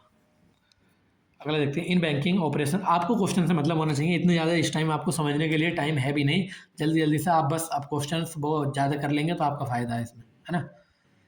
चलो ये देखते हैं, लास्ट क्वेश्चन है। भगवान ने हमारी काफ़ी ज़्यादा मदद की है क्लास को करने में, काफ़ी ज़्यादा गला दर्द करने लगता है। इन बैंकिंग स्पीड मतलब operation what the full form of highly critical interest rate benchmark MCLR introduced by the RBI इन 2016। तो इसकी जो है फुल फॉर्म पूछी है तो ये हो जाएगी marginal cost of fund based landing rate, ये इसकी फुल फॉर्म हो जाएगी। तो बस टोटल क्वेश्चन हम कर चुके हैं, क्लास हमारी यहाँ पर एंड होती है। तो वीडियो अगर आपको पसंद आई है तो वीडियो को प्लीज़ लाइक कर दें और चैनल को भी सब्सक्राइब कर लो। आपका एक सब्सक्राइब मुझे काफ़ी ज़्यादा मोटिवेट करता है आगे वीडियो बनाने में। देखो मैं बिना किसी इस टाइम मुझे एक भी रुपये का लालच नहीं, क्योंकि मेरा चैनल मोनेटाइज तो है नहीं। चैनल भले मेरा छोटा है लेकिन कंटेंट किसी भी बड़े चैनल से बेहतर ही होगा, कम नहीं है ना। प्रेजेंटेशन ऑफ कंटेंट्स थोड़ी सी बहुत ही है क्योंकि वो PPT में पढ़ाते हैं और मैं यहाँ पे मतलब PDF से पढ़ा रहा हूँ। मैंने PPT वाली क्लासेस भी कराई थी लेकिन उनको तैयार करने में ही 2 या 3 दिन लगते हैं, है ना, क्योंकि मैं अकेले हूँ, मेरी कोई टीम नहीं है, मैं खुद ही तैयार करूँगा, खुद ही क्लास कराऊँगा, तो मुझे 2 या 3 दिन लग जाएंगे एक क्लास को तैयार करने में। कितनी 100 क्वेश्चन की, तो समझो इसीलिए मैं ये PDF से कराता हूँ। कंटेंट आपने देखा ही है, क्लास में क्वेश्चन देखे हैं किस लेवल के थे।